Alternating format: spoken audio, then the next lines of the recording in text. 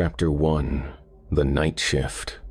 The fluorescent lights of Desert View Medical Center hummed with their usual electric persistence as Sarah Martinez settled into her third consecutive night shift.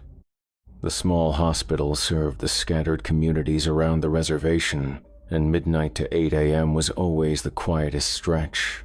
She preferred it that way: fewer administrators, fewer politics, just her and the patients who needed care.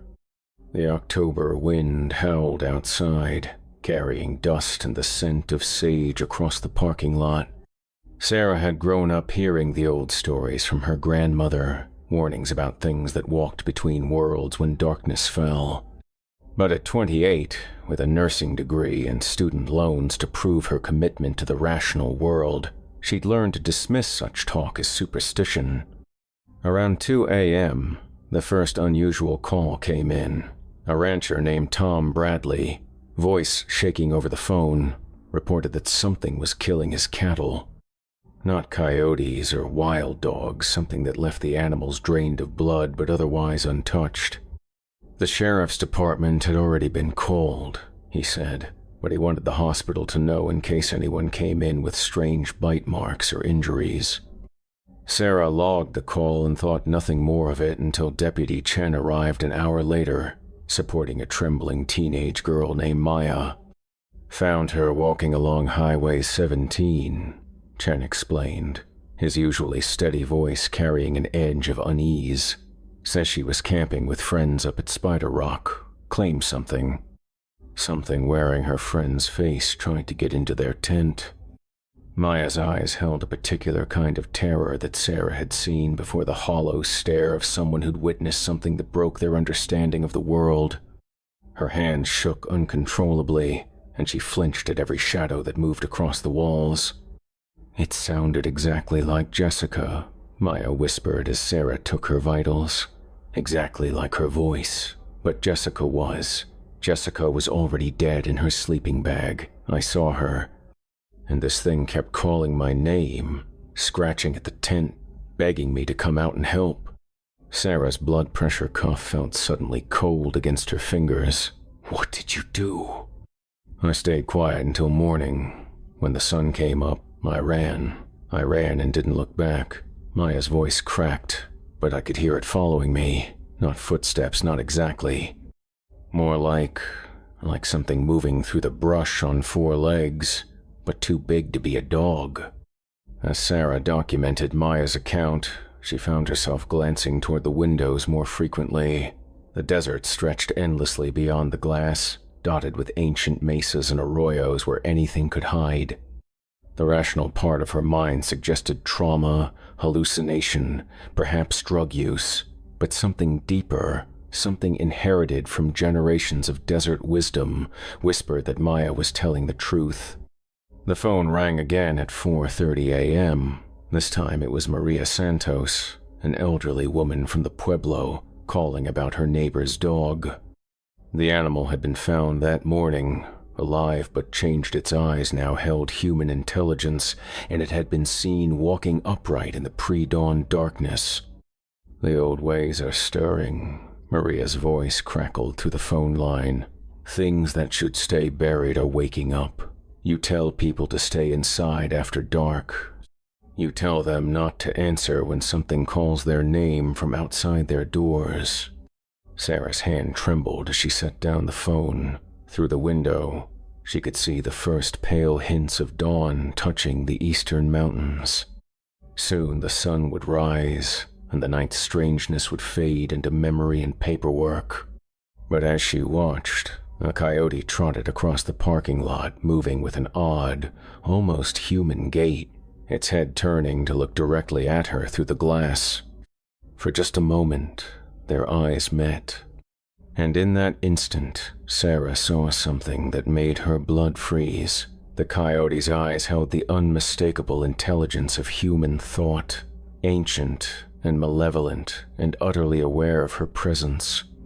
The creature continued across the parking lot, disappearing into the desert as the sun crested the horizon. Sarah stood at the window long after it vanished, Maya's words echoing in her mind.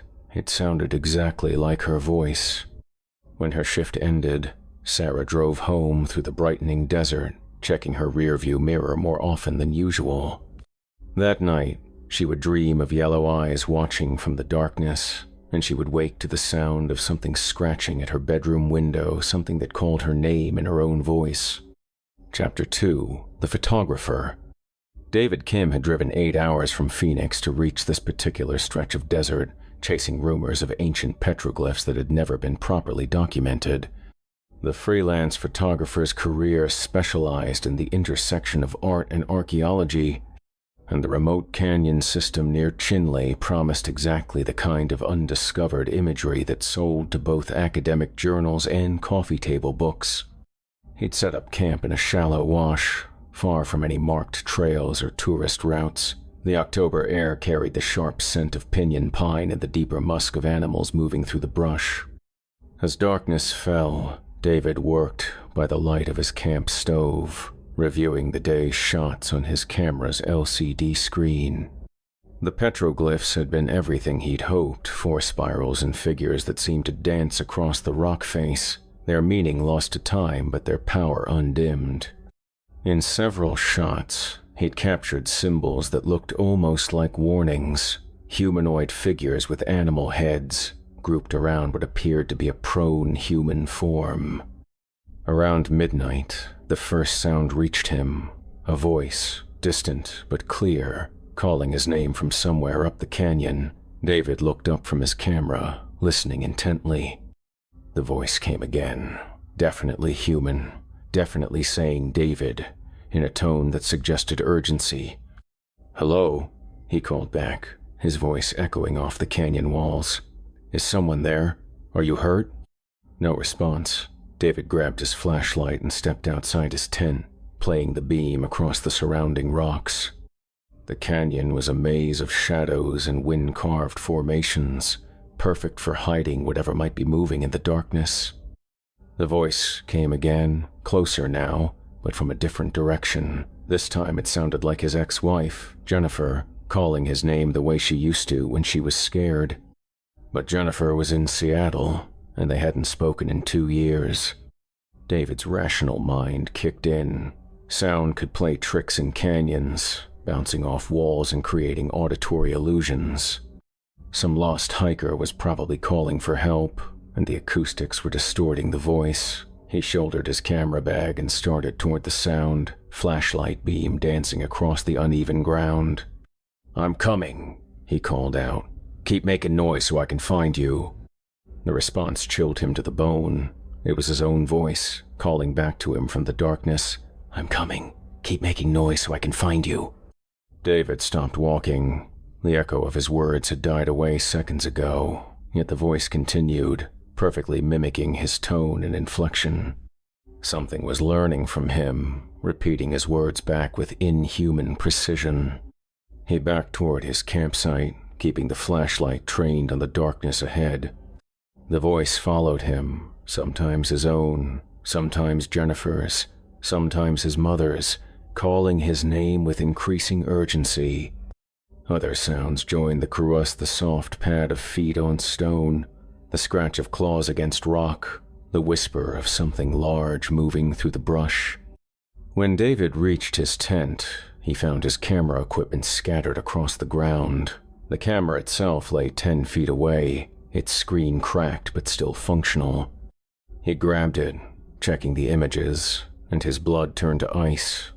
The last photo, taken some time after he'd left the campsite, showed his tent from an impossible angle from above, as if shot by something perched on the canyon wall. But that wasn't what made his hands shake. In the image, clearly visible in the tent's doorway, was a figure that looked exactly like David himself, standing motionless in the exact spot where he'd been reviewing photos. The voices were getting closer now, a whole chorus of them calling his name in familiar tones. David grabbed his keys and ran for his Jeep, abandoning his camping gear in his haste to escape. The engine turned over on the 3rd try, and he gunned it up the narrow dirt road, headlights cutting through the darkness.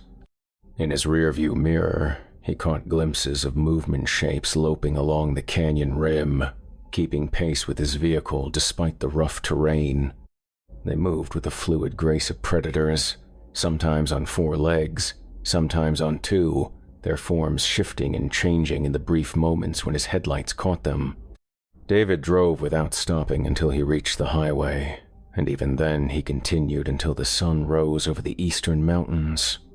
When he finally stopped at a gas station in Flagstaff, he discovered that his camera contained one additional imager close-up of his own face, taken from inside the tent, but with eyes that reflected light like an animal's. He never returned to retrieve his camping gear. Sometimes, late at night in his Phoenix apartment, he would hear his name being called from outside his window.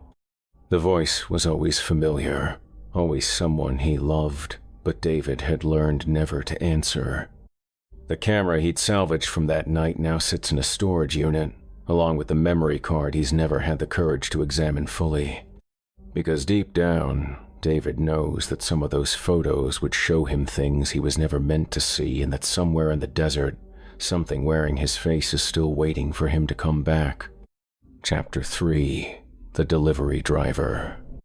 Marcus Thompson had been driving the night delivery route for Mesa Valley Logistics for 3 years, long enough to know every back road and ranch access gate between Flagstaff and the reservation.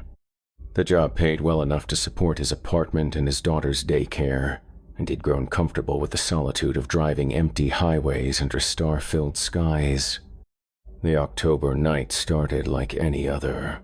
6 packages for the remote communities scattered across the high desert, each delivery taking him further from the main roads and deeper into country where cell phone towers were scarce and the nearest neighbor might be 10 miles away. Marcus had learned to appreciate the quiet beauty of the landscape, the way moonlight turned the mesas into silver monuments against the darkness. His 4th delivery was to a ranch house set back from the road, accessible only by a rutted dirt track that wound between stands of juniper and pinyon pine. The GPS on his phone had lost signal 20 minutes ago, but Marcus knew the way. He delivered to the Yazzie family ranch dozens of times, usually leaving packages on the porch when no one answered the door. But as he pulled up to the house, something felt wrong. The porch light was on, casting its usual yellow glow across the weathered boards, but every window in the house was dark. No television flickering, no lights in the kitchen where Mrs. Yazzie usually stayed up late baking bread for the next day's breakfast. Marcus parked his delivery truck and grabbed the package A small box addressed to Robert Yazzie, probably another of the auto parts the old man was always ordering for his collection of vintage pickups. As he approached the porch, he noticed that the family's 3 dogs weren't barking. In fact, he couldn't hear them at all, which was unusual. Those dogs announced every visitor from a quarter mile away. He knocked on the door and waited. No response. He knocked again, harder this time, and called out, "Mr. Yazzie, Mrs. Yazzie, delivery for you." The door opened on the 3rd knock, but instead of Robert Yazzie's weathered face, Marcus found himself looking at a perfect mirror image of himself. Same delivery uniform, same tired eyes, same stubble from too many late nights. The only difference was the smile too wide, too knowing, showing teeth that seemed slightly too sharp. "Thanks for the delivery," the thing wearing Marcus's face said in Marcus's exact voice. "Just set it on the table inside." Every instinct Marcus possessed screamed at him to run, but his legs felt leaden, his mind struggling to process what he was seeing. The thing that looked like him stepped aside, gesturing toward the darkened interior of the house. "Come on in," it said, still wearing that predatory smile. "The family's waiting to meet you." Marcus stumbled backward, nearly dropping the package. I'll just leave this on the porch. That's fine, right? On the porch." The false Marcus tilted its head, studying him with interest. "Don't you want to see what happened to the Yazzies? They were so curious about you, Marcus. Ask so many questions about the delivery man who comes by at night. We thought you might like to meet them properly. From somewhere inside the house came a sound that made Marcus's blood freeze a wet, sliding noise, like something large being dragged across the floor. Then Mrs. Yazzy's voice, thin and desperate. "Marcus, Marcus, help us, please." The thing wearing his face grinned wider. "She's been calling your name for hours. They all have. Even the dogs. Such loyal animals. They look just like dogs now, except for the eyes." Marcus dropped the package and ran. Behind him, he heard his own voice calling out, but the words were wrong, inhuman. "Marcus! Marcus! Help us! Please!" The perfect mimicry of Mrs. Plaice. Yazzy's desperate plea, spoken in his own voice. He reached his truck and gunned the engine, gravel spinning under the tires as he fled down the dirt road. In his rearview mirror, he saw multiple figures emerging from the house, all wearing his face, all moving with the same strange, predatory grace. They didn't chase him, just stood watching from the porch, their identical smiles glowing in the brake lights. Marcus drove straight to the sheriff's office in town, but when he tried to explain what he'd seen, the words sounded insane even to himself. Deputy Santos took his statement with professional skepticism, promising to send someone out to check on the Yazzie family in the morning. The next day, the deputies found the ranch house empty. No signs of struggle, no blood, no bodies. The dogs were gone too. The only unusual detail was a collection of delivery packages stacked neatly on the kitchen table, all addressed to Marcus Thompson, all containing items he'd never ordered. Marcus quit his job the following week. He moved to Tucson, found work at a warehouse where he never had to make deliveries, never had to drive dark roads alone. But sometimes, late at night, he would hear knocking at his apartment door. When he looked through the peephole, he would see his own face staring back, wearing that same predatory smile. The knocking would continue for hours, accompanied by his own voice calling his name from the hallway. Marcus learned to sleep with headphones on, but even then he could feel those eyes watching him through the door, patient and hungry and wearing his face like a mask. He never answered. He never opened the door. But sometimes, when exhaustion finally claimed him, he would dream of the Yazzie family calling his name from the darkness, their voices getting closer each night. Chapter 4. The Archaeologist. Dr. Elena Vasquez had spent 15 years studying the indigenous cultures of the American Southwest, but the site near Canyon de Chelly was unlike anything she'd encountered. The tribal council had granted her unprecedented access to investigate a series of caves that had been sealed for generations. Their entrances hidden behind rock falls that appeared natural but showed signs of deliberate construction. Working alone by choice, her graduate assistants had returned to the university after completing the initial survey. Elena had established a base camp in a shallow alcove that provided shelter from the October winds. The caves themselves were a quarter-mile deeper into the canyon, accessible only by a narrow ledge that required careful navigation even in daylight. The petroglyphs she'd documented over the past week defied easy categorization. They showed humanoid figures in various stages of transformation, their limbs elongating, their faces changing from human to animal. Most disturbing were the images that seemed to depict ritual circles of figures surrounding a central form that appeared to be shedding its skin like a snake. Elena photographed everything, made detailed sketches, and recorded extensive notes. The imagery suggested these caves had been used for ceremonies that predated anything in the archaeological record, rituals that the later inhabitants had chosen to bury rather than preserve. On her 8th night at the site, she made a discovery that changed everything. While cleaning debris from the deepest cave, her brush revealed a section of wall covered in symbols she'd never seen before. These weren't carved into the rock, they appeared to be written in some kind of organic material that had somehow survived centuries of exposure. As Elena documented the new find, her headlamp began to flicker. The batteries were fresh, but the light grew increasingly unreliable, casting strange shadows that made the cave drawing seem to move. She worked quickly, taking photographs by the light of her camera's flash, trying to capture the symbols before complete darkness fell. That's when she heard the first voice. Elena. Her name, spoken clearly in the darkness behind her.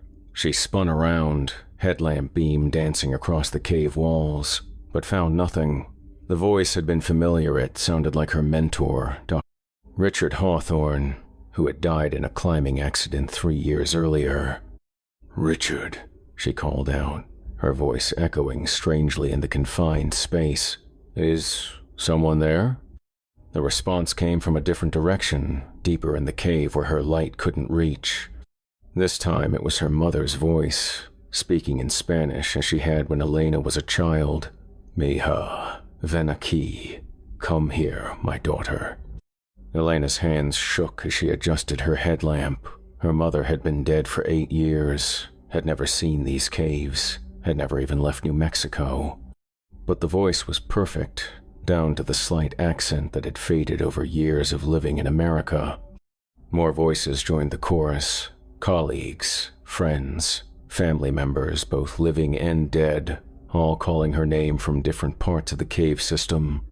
They spoke in languages she recognized: English, Spanish, Navajo phrases she'd learned during her fieldwork. But underneath the familiar words was something else, a quality that made her skin crawl. Elena gathered her equipment and started toward the cave entrance, but the voices followed her. They seemed to be coming from the walls themselves, as if the speakers were somehow embedded in the stone. Her headlamp revealed nothing but empty passages and ancient rock art, but the calls grew more insistent. "Elena, don't leave us here. We've been waiting so long for you to come back. Look what we've learned, look what we've become." She reached the cave mouth and stepped onto the narrow ledge, grateful for the open air and starlight. But as she began the careful traverse back to her camp, she realized the voices had followed her outside. They echoed off the canyon walls, seeming to come from everywhere and nowhere, a chorus of familiar voices speaking words that made no sense. Elena's foot slipped on loose rock, and she barely caught herself before falling into the darkness below. As she pressed against the cliff face, catching her breath, she looked up and saw something that made her blood freeze. On the opposite wall of the canyon, barely visible in the moonlight, figures were moving, human shapes, but wrong somehow, their proportions shifting as they climbed the sheer rock face with impossible ease. They moved like spiders, their limbs bending at angles that defied anatomy, but their heads remained human, and all of them were turned toward her. One of the figures raised its hand and waved. The gesture was perfectly human, almost friendly, but the arm that made it was easily 8 feet long and ended in fingers that had too many joints. Elena ran. She abandoned her careful pace and scrambled along the ledge, loose stones scattering into the void below. Behind her, the voices grew louder, more insistent, no longer bothering to use familiar words. They spoke in sounds that might have been language once, but had been twisted into something that hurt to hear. She reached her camp and threw her essential equipment into her backpack, leaving everything else behind. The voices had reached the ledge now, and she could hear the scrape of claws on stone, the whisper of something large moving through the darkness. Elena's truck started on the first try, and she drove out of the canyon without looking back. But in her rearview mirror, she caught glimpses of movement on the road behind her shapes that ran on 4 legs but cast shadows that looked human. When she reached the highway, the sounds faded, but Elena knew she would never return to finish her research. Some sites were sealed for good reason, and some knowledge was too dangerous to uncover. The photographs she'd taken that night developed normally, but they showed things that hadn't been visible to her eyes. In the background of every image, barely perceptible, were faces watching from the shadow human faces attached to forms that belonged to no creature she could identify. Elena never published her findings. The canyon keeps its secrets, and somewhere in those sealed caves, voices still call out in the darkness, waiting for the next researcher brave enough to listen. Chapter 5. The Rancher. Tom Bradley had worked the same stretch of land for 37 years, raising cattle on the high desert range that bordered the reservation. He knew every arroyo and mesa on his 10,000 acres, knew the seasonal patterns of the wildlife in the places where water could be found even in the driest years. But in all his decades of working this land, he'd never seen anything like what started happening in October. It began with the cattle. 3 head found dead in a single night, drained of blood but otherwise untouched. No signs of struggle, no predator tracks, just the animals lying in the pasture as if they'd simply laid down and died. The local veterinarian found no cause of death, no wounds, no explanation for the complete absence of blood in their systems. Tom increased his patrols, riding out at dawn and dusk to check the herds. His horse, a steady mare named Sage who'd never spooked at anything, began acting nervous in certain parts of the ranch. She would stop and refuse to go forward, ears pinned back, nostrils flared as if scenting something that terrified her. The second incident happened a week later. Tom found 5 more cattle dead, but this time they were arranged in a perfect circle around what appeared to be a makeshift altar, a pile of stones topped with animal bones and what looked like human hair. The sight sent a chill through him that had nothing to do with the October wind. That night, Tom sat on his porch with a rifle across his knees, watching the pastures where his remaining cattle grazed. The moon was nearly full, casting enough light to see movement at a distance. Around midnight, he spotted something that made him question his sanity. A figure was walking among his cattle, but it moved wrong sometimes on 2 legs, sometimes dropping to 4, its form shifting between human and animal with fluid grace. The cattle showed no fear, standing docilely as the creature moved between them, reaching out to touch their flanks with hands that seemed too long to be human. Tom raised his rifle, but at that distance, in that light, he couldn't be certain of what he was seeing. The figure paused in its movement and turned toward the house, as if aware of his scrutiny. Even across the 100 yards that separated them, Tom could see its eyes reflecting the moonlight like an animal's. The creature raised one elongated arm and waved at him. The gesture was almost friendly, but something about it made Tom's skin crawl. It stood watching him for several long minutes, then turned and loped away into the darkness, moving with the easy gait of something that belonged to the wild places. Tom didn't sleep that night. He sat on his porch until dawn, rifle ready, watching for any sign of movement in his pastures. When the sun finally rose, he found no dead cattle, but the grass where the creature had walked was withered and brown, as if something toxic had passed over it. The calls began the next evening. Tom's landline would ring, and when he answered, he would hear voices calling his name from what sounded like a great distance.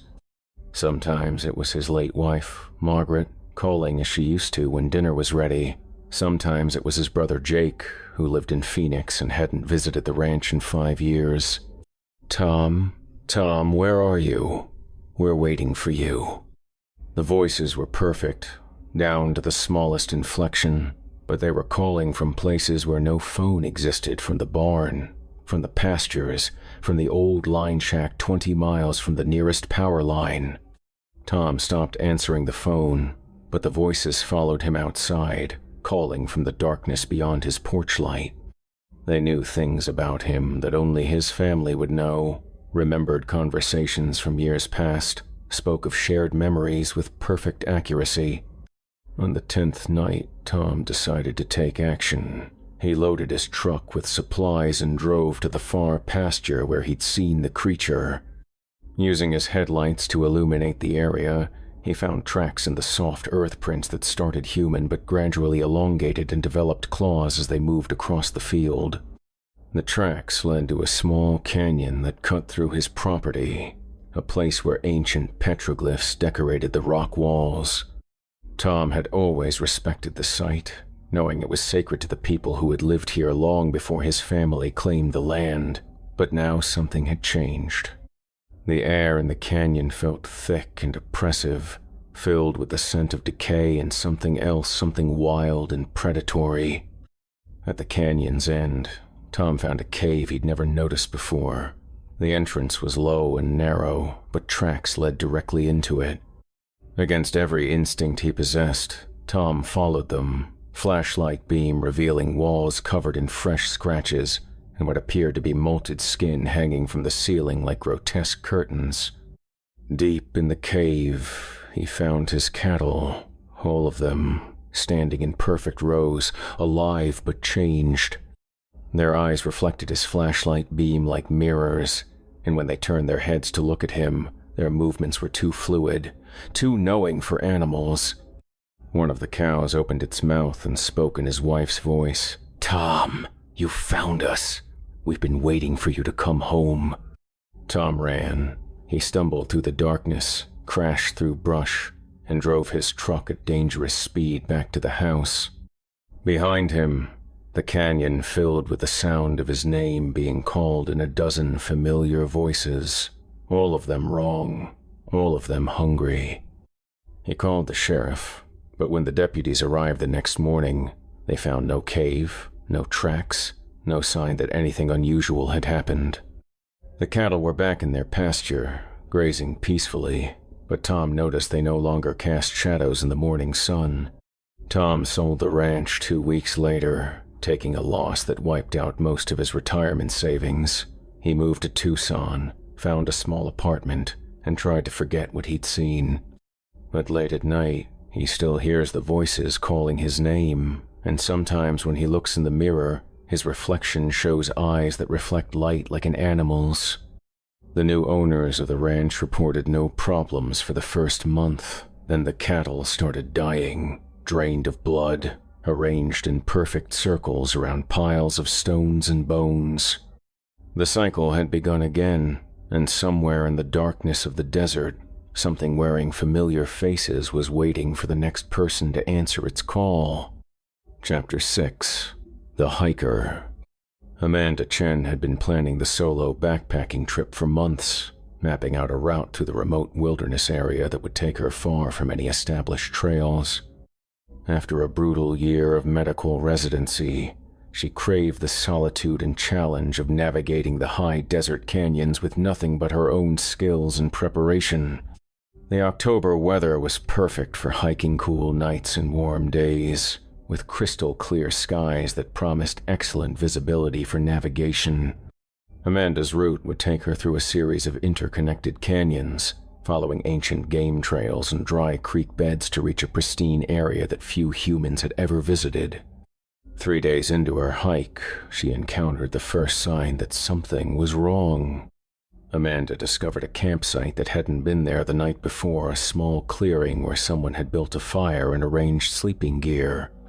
The ashes were still warm, but there were no footprints leading to or from the site, no indication of how the camper had arrived or departed. More disturbing was the gear itself. The sleeping bag was identical to her own, down to the manufacturer's tags and the small repair patch she'd made after snagging it on a rock during a previous trip. The backpack was the same model and color as hers, even showing the same pattern of wear on the shoulder straps. Amanda checked her own equipment, confirming that everything was still in her possession, but the duplicate gear lay spread out as if its owner had simply vanished in the middle of making camp. She photographed the scene with her phone, though the lack of signal meant she couldn't share the images with anyone. As she continued deeper into the canyon system, Amanda began to notice other oddities. Trail markers appeared and disappeared without explanation cairns that guided her along the safest routes, then vanished when she looked back. Footprints in the sand that matched her own boots, but led in directions she'd never walked. On the 4th night, she heard her name being called from somewhere in the darkness beyond her campfire. The voice was her own, but speaking in a tone she'd never used, desperate, frightened, pleading for help. "Amanda, Amanda, help me, I'm lost!" She stood up, flashlight in hand, and called back, "Where are you?" Keep talking so I can find you." The response chilled her to the bone. It was still her own voice, but now it carried a note of malicious amusement. "Where are you? Keep talking so I can find you." Amanda realized with growing horror that something was learning from her, mimicking not just her words but the exact inflection and emotional content.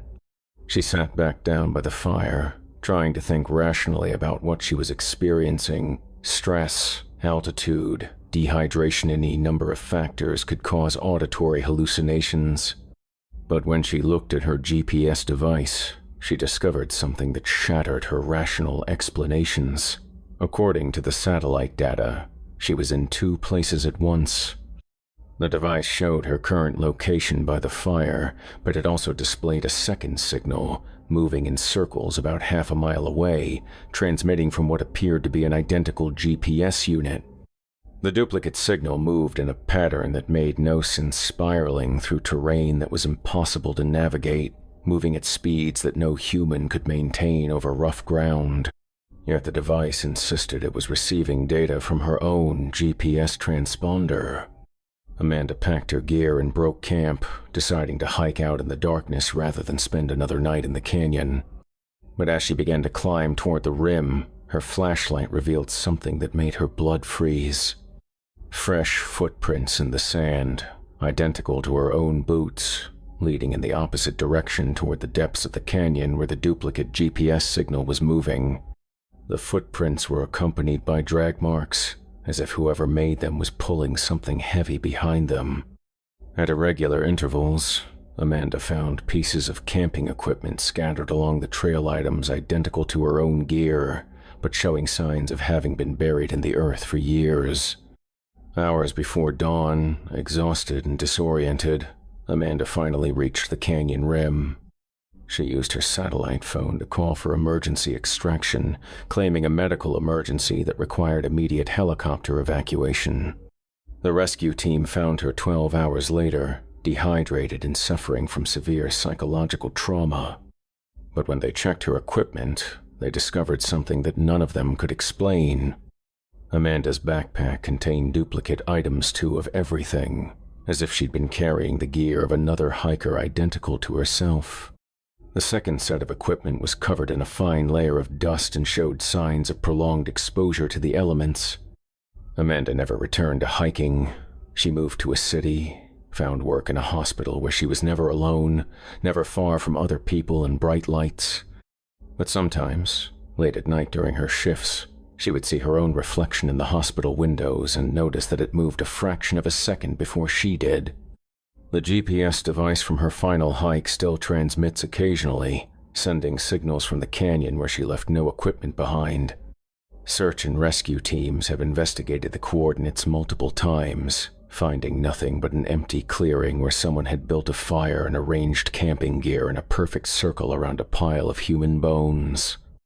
The bones have never been identified, but dental records confirm they don't belong to any missing persons in the area. They're arranged in anatomically correct order, as if someone had carefully disassembled a human skeleton and laid it out for study. The only unusual feature is that there are too many bones enough for 2 complete skeletons, identical in every measurement. Chapter 7. The Teacher. Rebecca Martinez had been teaching at the Pine Ridge Elementary School for 8 years, long enough to know every student and family in the small community that served the scattered ranches and pueblo settlements of the high desert. October meant parent-teacher conferences, and she often stayed late to prepare for the meetings, working alone in her classroom while the autumn wind rattled the windows. The school was old, built in the 1950s when the community had been larger and more prosperous. Now it served fewer than 60 students, and the long hallways echoed with the sounds of her footsteps when she walked to the supply closet or copy machine after hours. Rebecca had always felt comfortable in the school at night. The building held memories of laughter and learning, decades of children growing and discovering their potential. But something changed in the middle of October, a shift in the atmosphere that made her increasingly uneasy when darkness fell. It started with the children's artwork. Rebecca had noticed that several of her students had begun drawing the same disturbing image as humanoid figures with animal heads, circles of people around what appeared to be ritualistic scenes. When she asked about the drawings, the children claimed they'd been having the same dreams, visions of people who could change their shapes and walk between worlds. Most concerning was little Michael Yazzie, a quiet boy who had always been one of her best students. His drawings showed increasingly sophisticated detail, as if he was copying from direct observation rather than imagination. The figures in his artwork had faces-specific faces that looked like members of the community, but with eyes that reflected light like an animal's. Rebecca had contacted Michael's parents, but they'd been evasive, suggesting only that some things were better left alone and that the boy would be kept home from school for a few days.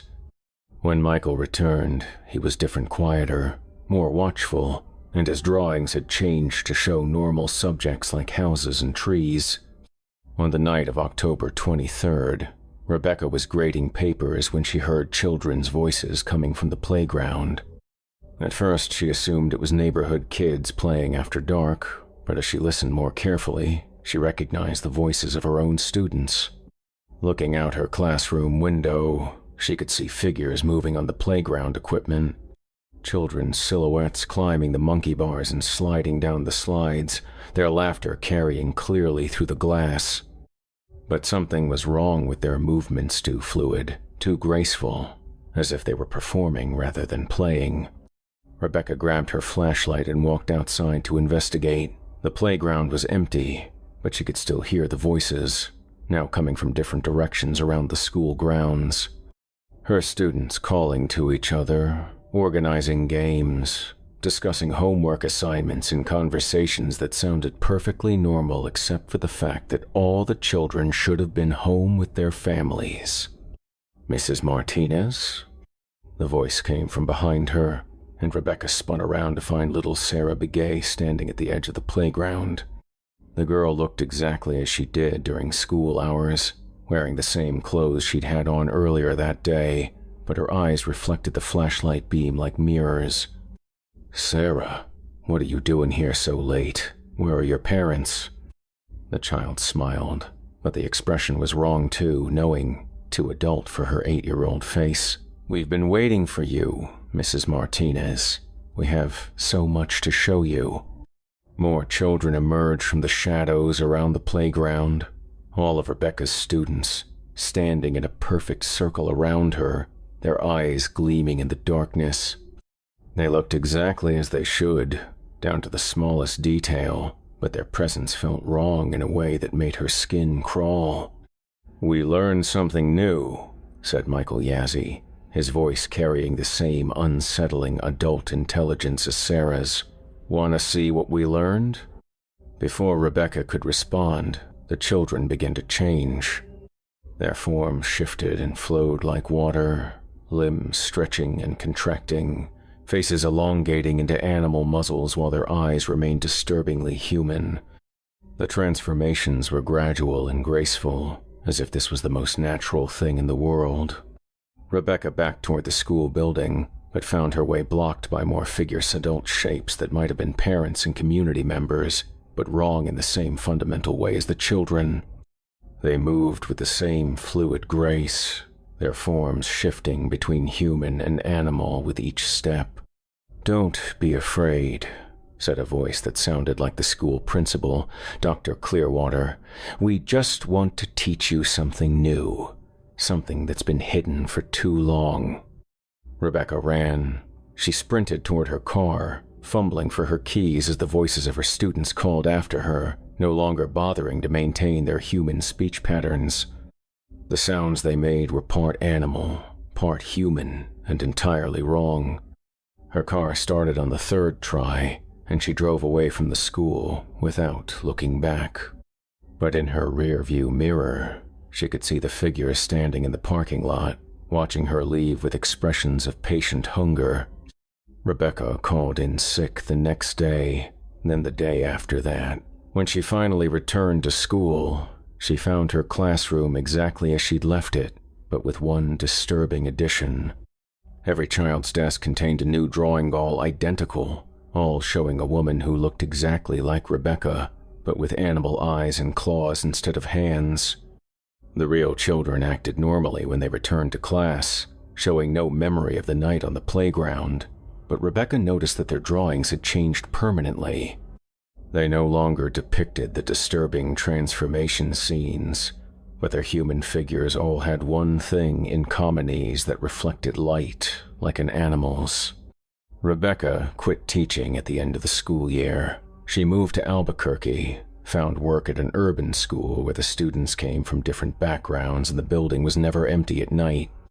But sometimes, when she's working late, she hears children's voices in the hallways, familiar voices calling her name and asking her to come out and play.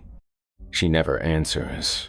She locks her classroom door and waits for the custodial staff to arrive, because Rebecca knows that some lessons can't be unlearned, and some teachers are not meant to be human.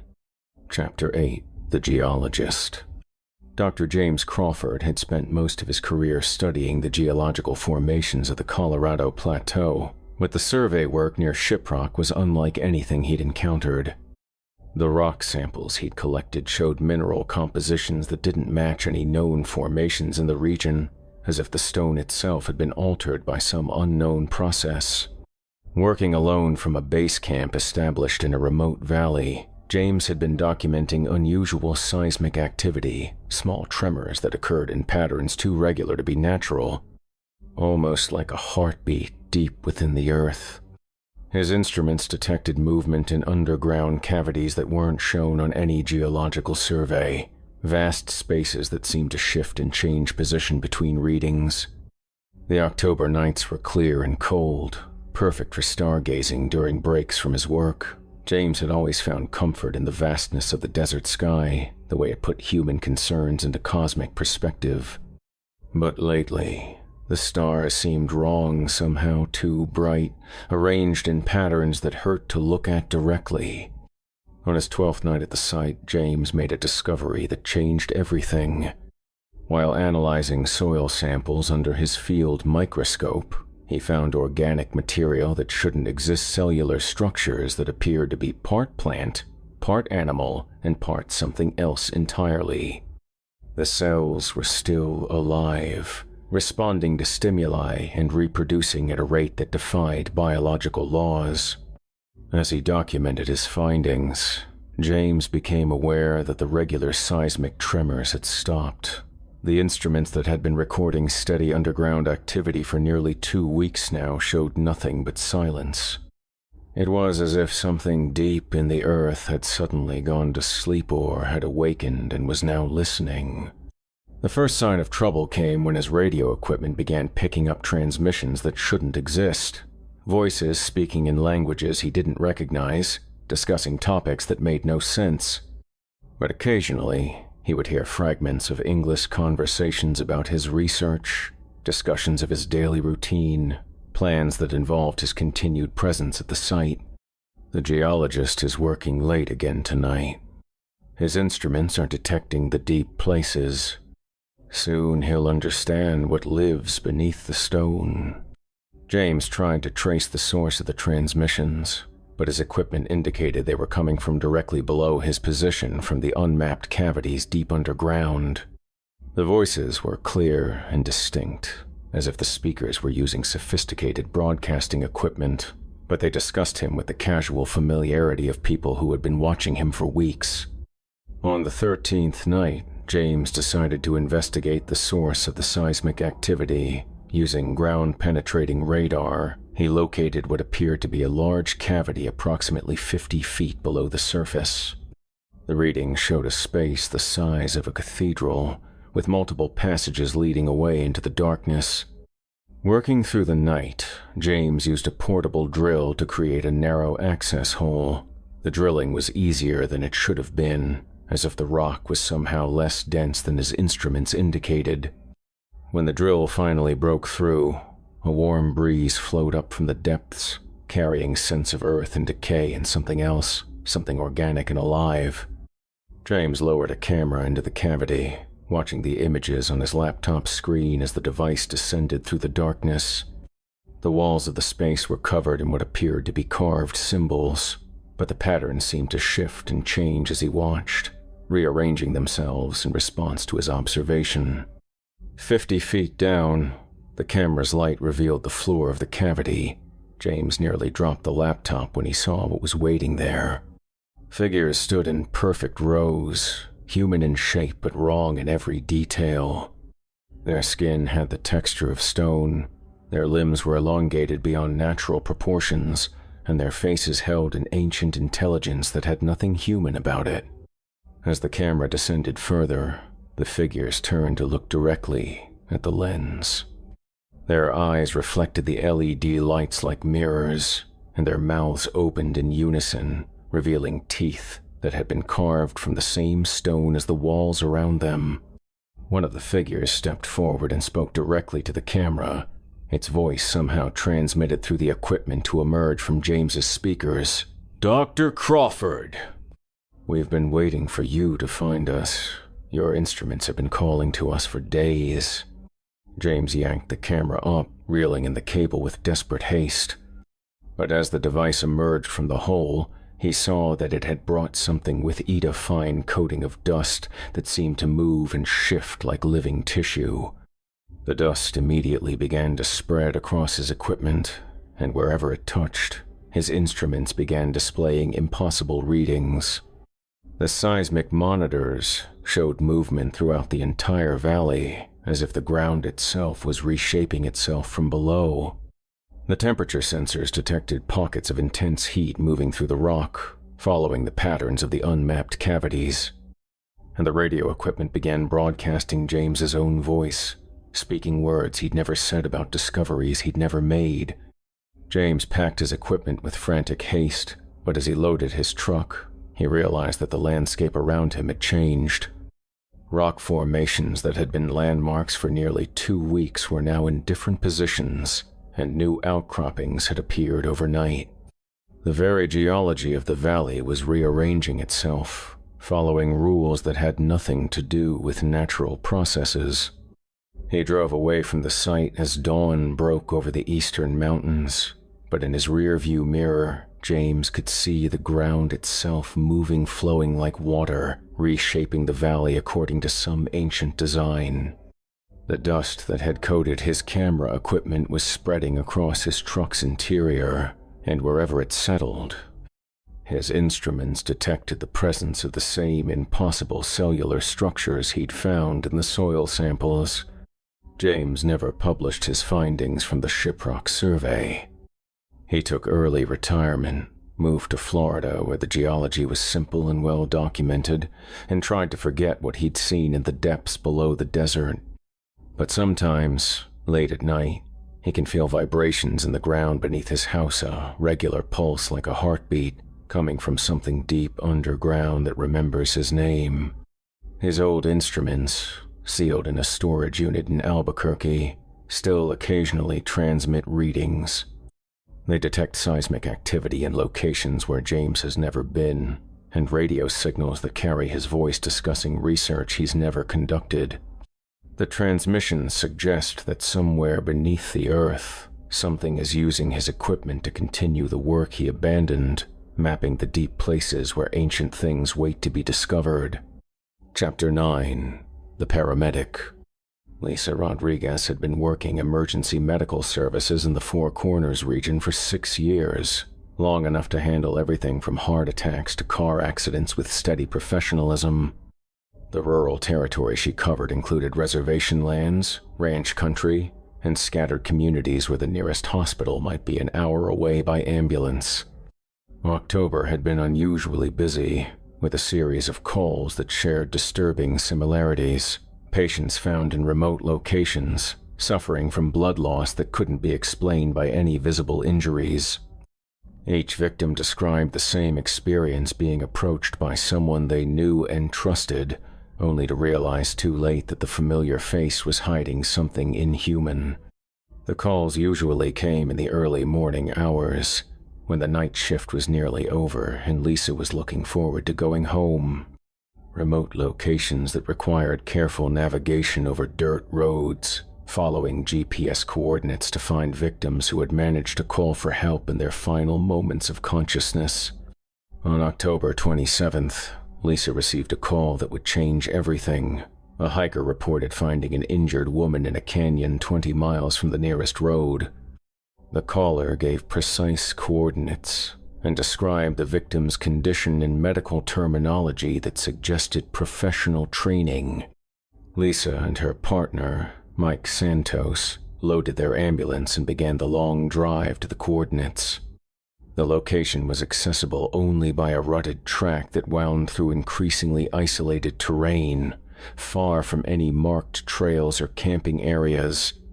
They found the victim exactly where the caller had indicated, a woman in her 30s, unconscious but breathing, lying beside a small stream in a grove of cottonwood trees. She showed signs of severe blood loss, but Lisa could find no injuries to account for her condition. The woman's pulse was weak but steady, and her vital signs suggested she would survive if they could get her to a hospital quickly. As they loaded the victim into the ambulance, Mike noticed something strange about the scene. Where's the person who called this in? GPS shows they were transmitting from right here, but there's nobody around. Lisa checked her radio logs. The call had indeed originated from these exact coordinates, but there was no sign of another person in the area.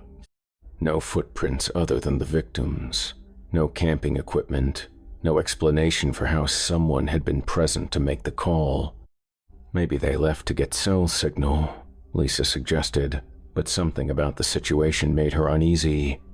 The caller had provided medical details that required close examination of the victim, yet there was no evidence anyone else had been at the scene. During the drive to the hospital, the victim regained consciousness. She was confused and disoriented, but able to provide some details about what had happened to her. She'd been hiking alone when she encountered someone she recognized, a friend from college who couldn't possibly have been in the area. She looked exactly like Sarah, the victim whispered, her voice barely audible over the ambulance's engine noise. Same face, same voice, even wearing clothes I remembered. But her eyes were wrong, and when she smiled, I could see that her teeth were too sharp. The victim described being led away from the main trail by this false friend, drawn into a conversation about shared memories that seemed perfectly authentic. But gradually, she'd realized that the details were wrong memories that belonged to someone else, experiences that had never happened. She kept touching me, the victim continued, her voice growing stronger with fear. Just light touches on my arm, my shoulder, but every time she touched me, I felt weaker, like she was draining something from me. By the time I realized what was happening, I could barely stand. Lisa documented the victim's account in her report, but she knew how it would be received at the hospital. Dehydration, possible drug use, hallucinations brought on by exposure. The medical establishment had explanations for experiences that didn't fit conventional understanding. But as they neared the hospital, Lisa noticed something that made her blood freeze. In the ambulance's side mirror, she could see someone running behind them, keeping pace with the vehicle despite their speed. The figure looked exactly like her, same uniform, same face, same build, but it moved with the fluid grace of something that wasn't entirely human. "Mike," she said, trying to keep her voice steady, "check the mirrors. Tell me what you see." Mike glanced at his mirror and immediately hit the brakes, pulling over to the shoulder of the highway. "What the hell is that thing?" The false Lisa stood on the road behind them, no longer bothering to run. It waved at them through the rear window, its smile too wide and knowing. Then it stepped off the road and disappeared into the darkness, moving with the easy lope of a predator that had decided not to pursue its prey. They delivered the victim to the hospital without further incident, but Lisa couldn't shake the image of her own face staring back at her from the darkness. She requested the rest of the night off, claiming illness, and drove home in daylight rather than risk another encounter. The victim recovered fully, but she left the area as soon as she was discharged. In her final statement to the police, She mentioned that the person who had attacked her was still out there, still wearing the face of her friend Sarah, waiting for the next opportunity to feed. Lisa continued working as a paramedic, but she became increasingly paranoid about calls to remote locations. She insisted on backup for any emergency in isolated areas, and she carried a small mirror that she checked frequently, comparing her reflection to her memories of how she should look. Because sometimes, in the early morning hours when exhaustion made everything uncertain, Lisa caught herself moving with a grace that didn't feel natural, or smiling in ways that showed too many teeth. And she began to wonder if the thing that had followed their ambulance that night had been content simply to watch her, if it had found a way to get closer than she'd realized. The calls to remote locations continued, and Lisa responded to each one with growing dread, never certain whether she was racing to save a victim or had become the predator she feared. Chapter 10. The Sheriff. Sheriff Robert Clearwater had served the county for 23 years, long enough to handle everything from domestic disputes to homicides with a steady competence that came from experience. But the string of incidents that began in October challenged everything he thought he knew about law enforcement and the nature of reality itself. The calls had been coming in for weeks: missing persons, livestock deaths, reports of people who weren't quite people lurking around homes and businesses after dark. Each incident shared common elements that made no sense individually but formed a disturbing pattern when viewed together. Witnesses described encounters with friends and family members who appeared at impossible times and places, speaking with familiar voices but exhibiting behavior that was subtly wrong. Security cameras captured footage of people who cast no shadows, moved with unnatural grace, or appeared in multiple locations simultaneously. Sheriff Clearwater had dismissed the early reports as pranks or hysteria, but the evidence was accumulating beyond his ability to explain it away. Physical traces that defied forensic analysis, electronic recordings that captured sounds no human throat could make, and witness testimony from reliable citizens who insisted they'd seen impossible things. On Halloween night, everything came to a head. The emergency dispatch center received simultaneous calls from 17 different locations throughout the county, all reporting the same phenomenon. People were seeing themselves approaching their homes, knocking on doors, and asking to be let inside. "Sheriff, you need to see this," Deputy Martinez said, handing him a stack of incident reports. "Every caller describes the same thing. They look out their window and see themselves in the yard, but they know they're inside their house. The duplicates are trying to get in." Sheriff Clearwater divided his available personnel between the calls, but there weren't enough deputies to respond to 17 incidents simultaneously. He took the call nearest to the station himself, driving to a ranch house where an elderly woman named Mrs. Henderson claimed someone wearing her face was trying to break into her home. He found Mrs. Henderson barricaded inside her kitchen, clutching a shotgun and peering through the blinds at her own yard. "It's still out there," she whispered when he identified himself. "It looks exactly like me, but from 40 years ago, moving around my property like it owns the place." Sheriff Clearwater looked through the kitchen window and saw nothing but empty yard and outbuildings, but Mrs. Henderson's security cameras told a different story. The footage showed a figure that looked exactly like a younger version of the old woman, moving with purposeful intent around the property, testing doors and windows with the familiarity of someone who knew the house intimately. "When did this start?" Sheriff Clearwater asked, reviewing the camera feeds on Mrs. Henderson's tablet. "About an hour ago, I was watching television when I heard someone knocking, looked out and saw myself but the way I looked when I was 30. She was wearing the same dress I wore to my wedding, calling my name and asking why I wouldn't let her come home." The security footage showed the duplicate figure moving with a grace that no 70-year-old woman could possess, but the facial features were unmistakably Mrs. Henderson's. The figure approached each window systematically, pressing its face against the glass and staring inside with eyes that reflected the camera's infrared illumination like an animal's. Sheriff Clearwater's radio crackled with updates from his deputies. Similar situations at every location, people trapped in their own homes by duplicates of themselves, all trying to gain entry, all exhibiting the same predatory patience. "Sheriff," Deputy Santos's voice came through with barely controlled panic, "you need to get over to the Yazzie place immediately. We've got multiple duplicates here, and they're not just trying to get in anymore. They're surrounding the house, and there are more arriving every few minutes." Sheriff Clearwater left Mrs. Henderson with instructions to stay barricaded until sunrise, promising to return when the situation was under control. He drove toward the Yazzie ranch, his radio filled with increasingly desperate updates from his scattered deputies. The scene at the Yazzie house was unlike anything in Sheriff Clearwater's experience. Dozens of figures moved through the yard and surrounding fields, all bearing the faces of local residents but moving with the coordinated purpose of a pack of predators. They had given up any pretense of human behavior, loping on four legs when speed was needed, calling to each other in voices that combined human speech with animal sounds. Deputy Santos met him at the road, his usually steady demeanor shattered by what he'd witnessed. "Sheriff, they're not trying to get into the house anymore. They're just gathering, like they're waiting for something."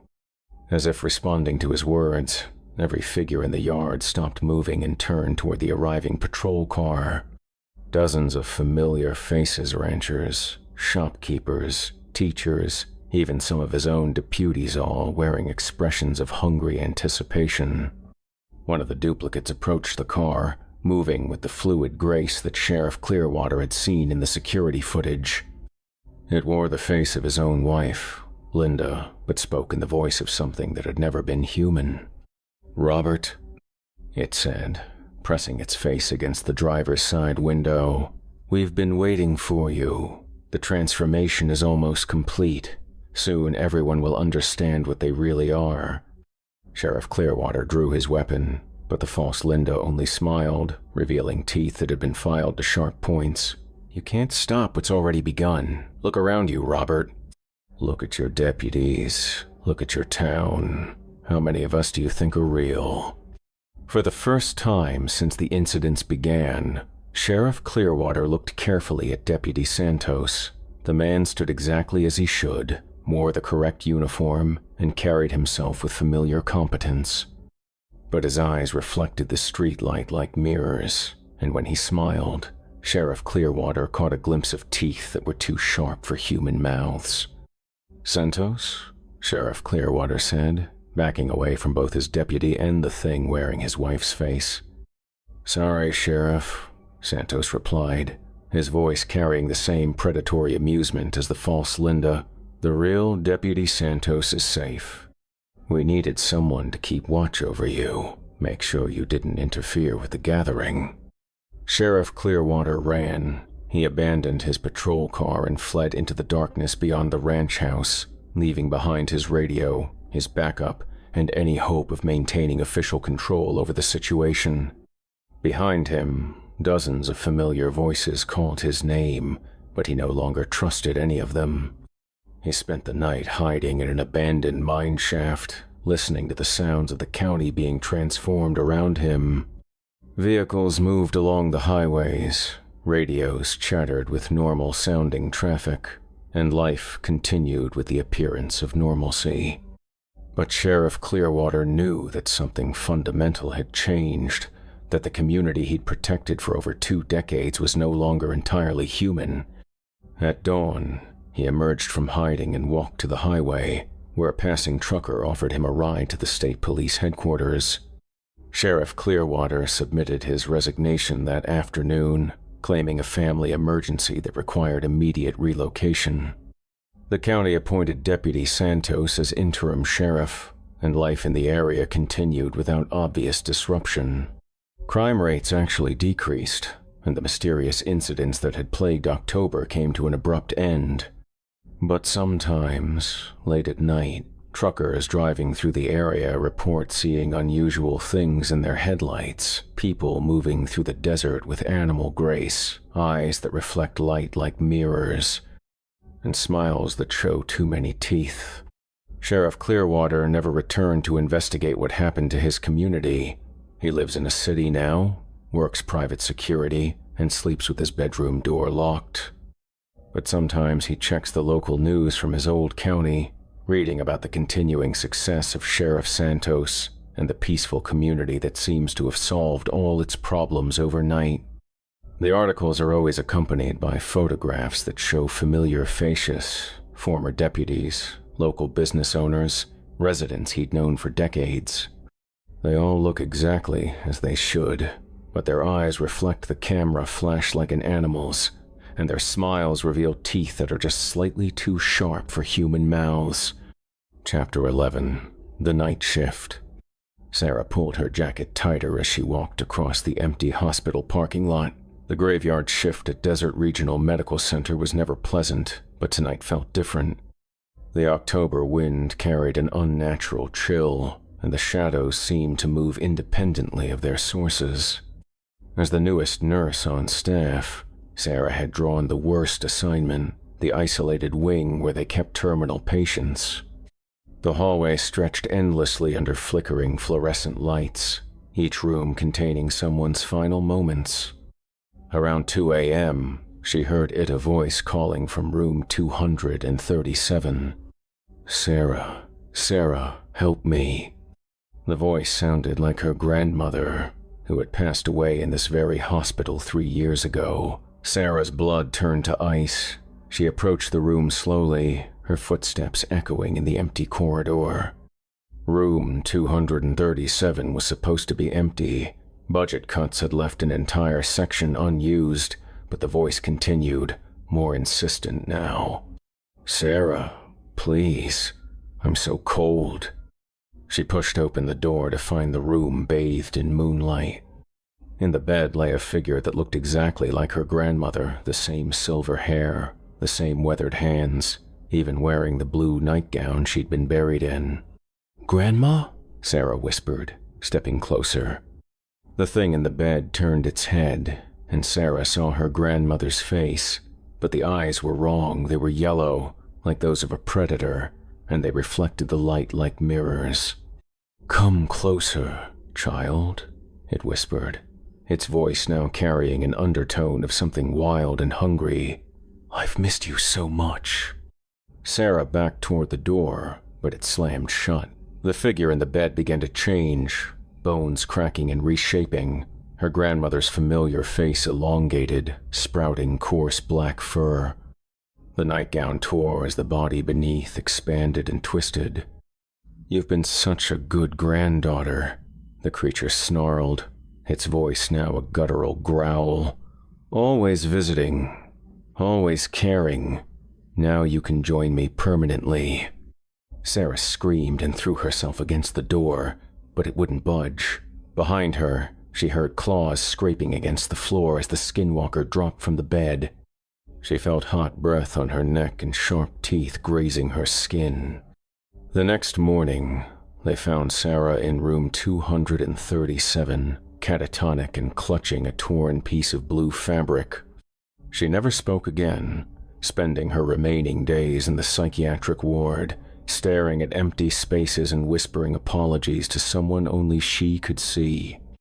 The night shift position remained permanently vacant. Chapter 12. The Camping Trip. Jake thought he was being smart by camping alone in the remote canyons of Utah, away from cell towers, away from people, away from the stress of his recent divorce.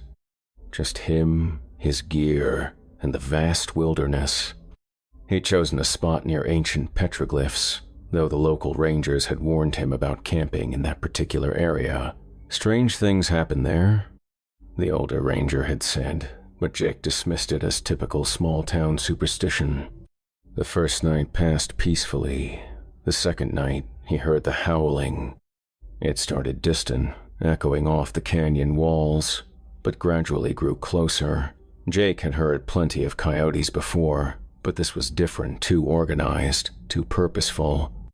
The howls seemed to form patterns, almost like a language. Around midnight, the howling stopped. The silence that followed was even more unsettling than the noise had been. Jake sat in his tent, gripping his flashlight, listening to his own heartbeat. Then he heard his ex-wife's voice outside the tent. Jake, are you in there? I'm sorry about everything. I came to find you." His heart raced. There was no way Jennifer could be here. She didn't even know where he'd gone, and this location was miles from the nearest road. "Jake, please, I'm scared. There are things out here. Let me in." The voice was perfectively inflection, every nervous laugh exactly as he remembered. But Jennifer hated camping, hated the outdoors entirely. She would never be here. "I know you're in there, Jake. I can hear you breathing." He remained silent, clutching a hunting knife. The voice continued, pleading, growing more desperate, more frightened. Despite knowing something was wrong, Jake felt his resolve weakening. What if it really was Jennifer? What if she was in danger? "Please, Jake, something's following me. It has yellow eyes and it's—" The plea cut off abruptly, replaced by a sound that made Jake's blood freeze the wet, tearing noise of something being torn apart, followed by Jennifer's voice screaming in agony. Jake burst from his tent, knife raised, but found nothing. The campsite was empty, undisturbed except for strange tracks in the dirt tracks that started as human footprints but gradually changed, the toes elongating into claws, the heel pad becoming more pronounced. He packed frantically, but as he headed for his truck, he realized the tracks led directly to it. His tires had been shredded, the metal rims sitting on bare rock. The howling resumed, closer now, coming from multiple directions. Jake ran deeper into the canyon, following what he hoped was a deer trail. Behind him, he could hear something large crashing through the brush, keeping pace easily. He ran until dawn, finally collapsing beside a stream. When search and rescue found him 3 days later, Jake was severely dehydrated and kept insisting that Jennifer was still out there, that something had taken her. They never found any evidence of Jennifer being in the area. Jake spent 2 months in psychiatric observation, and even after his release, he couldn't sleep without every light in his apartment turned on. He moved back to the city, but every night he still heard howling in the distance, and sometimes, in the early hours before dawn, he would hear Jennifer's voice calling his name from the alley behind his building. Chapter 13. The Substitute Teacher. Maria Santos had been substitute teaching for 15 years, so she thought she'd seen everything. But when she arrived at Red Mesa Elementary School on that gray November morning, something felt fundamentally wrong. The regular teacher, Mrs. Henderson, had called in sick, leaving behind only a brief note. "Emergency family matter. May be gone several days. Please follow lesson plans. Do not take children outside for recess. Keep them inside, no matter what." The last line was underlined 3 times in what looked like panicked handwriting. Maria's 3rd grade class seemed unusually subdued. Normally, 8-year-olds were bundles of energy, but these children sat quietly, glancing nervously at the windows. When she asked about their regular routine, little Tommy raised his hand. "Mrs. Henderson says we can't go outside anymore. She says there's a bad dog that walks like a person." The other children nodded solemnly. Maria forced a smile, chalking it up to an overactive imagination or perhaps a rabid animal in the area. Around lunchtime, she heard scratching at the classroom windows. The children immediately moved away from the glass, huddling near Maria's desk. Outside, she could see a large coyote standing on its hind legs, its front paws pressed against the window. "That's not normal behavior," she muttered. But as she reached for the phone to call animal control, the coyote dropped to all 4s and disappeared into the tree line. The afternoon passed uneventfully until story time. Maria was reading when she heard a child's voice from the hallway. Help me! I'm lost! Where is everyone?" It sounded like a little girl, maybe 5 or 6 years old. Maria looked at her students, all 23 were accounted for, sitting in their circle. "Please, I can't find my mommy," the voice cried, now right outside their door. Several children started to stand, but Tommy grabbed Maria's sleeve. "Don't open it," he whispered urgently. "It's not a real kid. Mrs. Henderson told us about the voice stealer." Maria felt torn between her instinct to help a lost child and the genuine terror in her student's eyes. The voice continued pleading, now accompanied by soft sobbing that tugged at her heartstrings. "I'm so scared. Please help me." Against her better judgment, Maria approached the door. Through the small window, she could see what appeared to be a little girl with tangled black hair, wearing a dirty dress. The child's back was turned, shoulders shaking with sobs. Maria reached for the door handle, but Tommy and several other children grabbed her arms. "No, Mrs. Santos. Look at her feet." Maria looked down through the glass. Instead of small children's shoes, the figure had large, clawed paws. As if sensing her gaze, the thing outside slowly turned around. The face was that of a young child, but the eyes were yellow and too large, and when it smiled, Maria saw rows of sharp teeth. "Let me in," it said in that same innocent voice, but now Maria could hear the underlying growl. "I just want to play." The children huddled behind Maria as the creature pressed its face against the glass, leaving smudges that looked disturbingly like handprints. They stayed like that until the janitor arrived at 6 p.m., finding Maria and her class barricaded behind desks. The creature was gone, but its claw marks remained etched in the window glass. Maria never substituted again, and she still has nightmares about children's voices calling for help. She can't walk past a playground without checking to make sure all the children have the right kind of feet. The school was closed permanently the following month after Mrs. Henderson was found in the desert, miles from town, with no memory of how she'd gotten there. Chapter 14. The Night Hunter. Marcus prided himself on being a skilled hunter. He tracked deer, elk, and even bear through some of the most challenging terrain in the Southwest. So when reports surfaced of livestock being killed in a remote area near the Navajo reservation, he volunteered to help the local ranchers track down what they assumed was a rogue wolf or mountain lion. The killings were strange, though. The animals weren't being eaten, they were being drained of blood and arranged in peculiar patterns. Local law enforcement was baffled, and the ranchers were desperate. Marcus set up a blind near where the latest attack had occurred. Equipped with night vision equipment and his rifle, he'd done this dozens of times before, but as darkness fell, something felt different. The usual night sounds, insects, small animals, the distant call of owls were completely absent. Around 2 a.m., his night vision scope picked up movement. At first, he thought it was a large dog or wolf moving through the scrub brush about 200 yards away. But as he focused on it, Marcus realized the creature was moving on 2 legs, not 4. It was tall at least 7 feet and covered in dark fur or hair. Its gait was wrong, too fluid and purposeful for any animal he'd ever seen. As it moved closer to the fence line where the cattle were kept, Marcus got a better look through his scope. The thing had a roughly human shape but elongated limbs and a head that seemed too large for its body.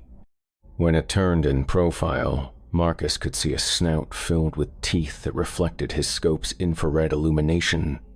Marcus had never believed in monsters, but he knew predators, and this thing radiated malevolence in a way that made his skin crawl. He steadied his rifle and took aim, waiting for a clear shot. The creature suddenly stopped and turned directly toward his blind, as if it had sensed his presence from hundreds of yards away. Even through the night vision scope, Marcus could see its eyes yellow and intelligent, filled with a hatred that seemed almost human. It began walking directly toward him, not bothering to take cover or move stealthily. Marcus fired, seeing the muzzle flash illuminate the landscape. He was an excellent shot and was certain he'd hit his target, but the creature didn't even slow down. He fired again and again, each shot finding its mark but having no effect. The thing was now only 50 yards away, and Marcus could hear it breathing a wet, rasping sound that shouldn't come from any living throat. Abandoning his equipment, Marcus ran. Behind him, he heard a sound like laughter, but deeper and more resonant than any human voice could produce. He crashed through the brush, branches tearing at his clothes and skin, but the sound of pursuit never stopped. Marcus made it to his truck and drove away as fast as the desert roads would allow, not stopping until he reached the main highway. When he finally pulled over to catch his breath, he found claw marks gouged deep into his truck's tailgate. He reported the incident to the sheriff, but when they returned to investigate the next morning, Marcus's expensive hunting equipment was arranged in a perfect circle, completely undamaged. In the center was a deer skull, and scratched into the dirt around it were symbols that looked almost like writing. Marcus never hunted again. He moved to Phoenix within the month, but he still checks his locks twice every night and keeps all his curtains drawn. Sometimes, on particularly quiet nights, he hears that wet, rasping breathing outside his windows, and he knows that somewhere out there, something is still watching him, waiting for the right moment to finish what it started. The livestock killing stopped after Marcus left, but the ranchers in the area still find his abandoned blind sometimes, even though they tear it down every time they discover it. It always reappears in the same spot, as if something wants to preserve the memory of that night. Chapter 15. The Desert Highway. Truck driver Billy Morrison had driven the lonely stretch of Highway 163 through Arizona and Utah hundreds of times. The route was desolate long stretches with no towns, no gas stations, just red rocks and desert scrub extending to the horizon. He preferred the isolation. It gave him time to think and escape from his troubles at home.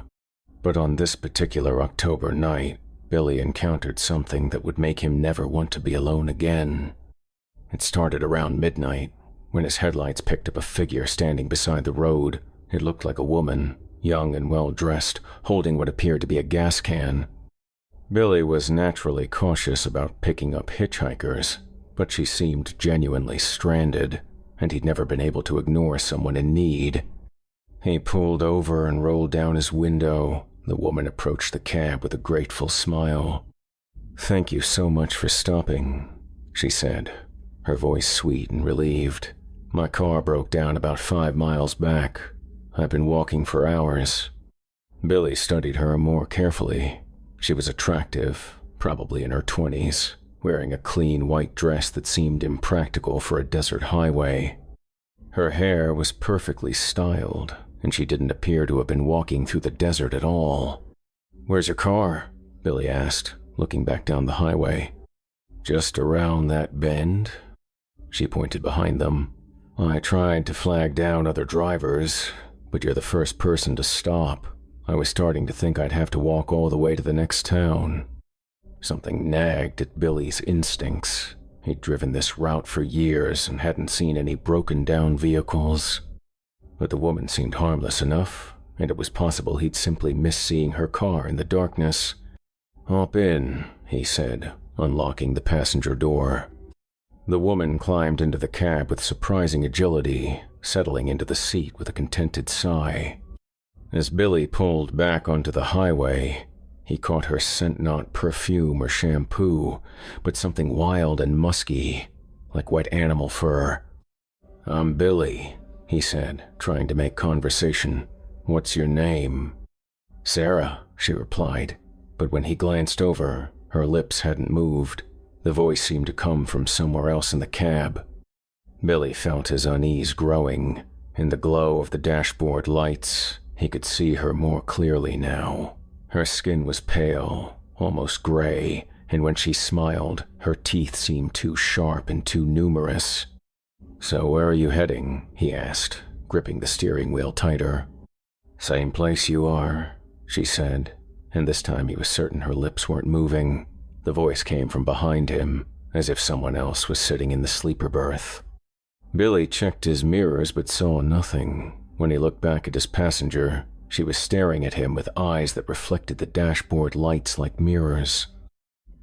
"You drive this route a lot, don't you, Billy?" the voice said, now seeming to come from multiple directions at once. "All alone, night after night. It must get lonely." "How do you know my name?" Billy asked, his voice shaking. "I just told you, but you've been saying it since before I introduced myself." The thing wearing Sarah's face smiled wider, revealing far too many teeth. "I know lots of things about you, Billy. I know about your wife who left you. I know about your drinking problem. I know about the accident you caused last year that you never reported." Billy's blood turned to ice. No one knew about that accidental momentary lapse in attention, a deer that came out of nowhere, the damaged guardrail he'd quickly repaired himself rather than face an investigation that might reveal his drinking. "What are you?" he whispered. The creature's form began to shift, the pretty woman's face elongating, the dress tearing as the body underneath expanded and changed. "I'm someone who's been watching you, Billy." Waiting for the right moment. Billy slammed on the brakes and swerved toward the shoulder, but the truck wouldn't respond to his steering. It continued down the highway at the same steady speed, as if something else was controlling it. "You can't stop now," the creature said, its voice now a growling whisper. "We're almost there." Billy looked ahead and saw lights, not the lights of a town, but dozens of yellow eyes reflecting his headlights from both sides of the road. As they drew closer, he could make out shapes moving in the darkness, some on 4 legs, others on 2, all watching the truck pass. "Welcome to the hunting ground," the creature beside him said, and Billy felt claws dig into his arm. The truck was found 3 days later, jackknifed across both lanes of the highway. Billy Morrison was still in the driver's seat, alive but completely catatonic. He spent 6 months in a psychiatric facility, claiming that something was still in the truck with him, still talking to him about the accident. When he was finally released, Billy never drove again. He moved in with his sister in California and spent his days staring out windows, watching for yellow eyes in the distance. At night, he would hear voices calling his name from the darkness, promising that they weren't finished with him yet. The truck was eventually scrapped, but mechanics reported finding strange scratch marks all through the interior, and several refused to work on it, claiming they could hear voices coming from the engine. Chapter 16: The Archaeological Dig. Dr. Elena Vasquez had spent her career studying Native American petroglyphs in ancient settlements throughout the Southwest. When the university received permission to excavate a site near Canyon de Chelly, she jumped at the opportunity to lead the dig. The site was promising. Preliminary surveys had revealed structures dating back over 1,000 years, along with unusually well-preserved artifacts. But from the first day, Elena noticed her Navajo guides were reluctant to approach certain areas of the excavation. "Some places should remain undisturbed," said Joe Begay, the tribal liaison assigned to the project. "Our elders have stories about this canyon. Not all of them have happy endings." Elena respected native traditions, but she was also a scientist. When they uncovered what appeared to be a ceremonial chamber with walls covered in warning symbols, her academic curiosity overrode her caution. The chamber was circular, carved directly into the sandstone, with a series of alcoves containing what looked like human remains. But these weren't ordinary burials. The bones showed signs of deliberate modification, some carved with symbols, others arranged in unnatural positions. Elena's graduate student, Mike, was photographing the artifacts when he made a disturbing discovery. "Professor, look at this," he called from one of the alcoves. "These bones, they're not all human." Elena examined the remains more closely. Mike was right. Mixed in with human bones were those of various animals, coyotes, wolves, bears, and birds of prey. But the arrangement suggested they hadn't been placed there separately.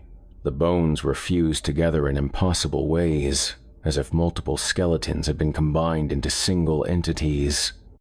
"This is unprecedented," Elena murmured, taking detailed photographs. "I've never seen anything like this modification technique." That night, as the team made camp near the excavation site, they began hearing sounds from the canyon, not the usual desert night sounds, but something that sounded almost like chanting. Elena couldn't make out words, but the rhythm was hypnotic and somehow familiar. Joe Begay approached her as she sat by the campfire, his expression troubled. "Dr. Vasquez, my grandmother wants to speak with you. She says the canyon is getting restless." Elena found Joe's grandmother, a woman in her 80s named Mary Begay, sitting outside their trailer. Her weathered face was grave as she spoke. "You've opened something that was meant to stay closed," Mary said. "Those aren't burial sites you found. They're prisons." "I don't understand," Elena replied. "The bone modifications suggest ritualistic practices, possibly shamanic." "They were skinwalkers," Mary interrupted. "Evil ones, from the old times. When they died, the medicine men didn't just bury them. They trapped their spirits, bound them to keep them from continuing their evil work." Elena tried to maintain her scientific skepticism, but something about the old woman's certainty was unsettling.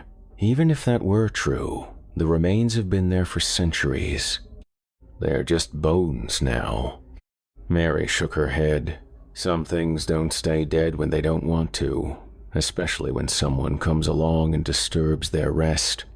That night, Elena was awakened by Mike screaming. She found him sitting up in his tent, staring at something only he could see. "They were standing right there," he gasped, pointing at the tent opening. "3 of them, but they weren't. They kept changing. One second they looked human, the next they were animals, then something in between."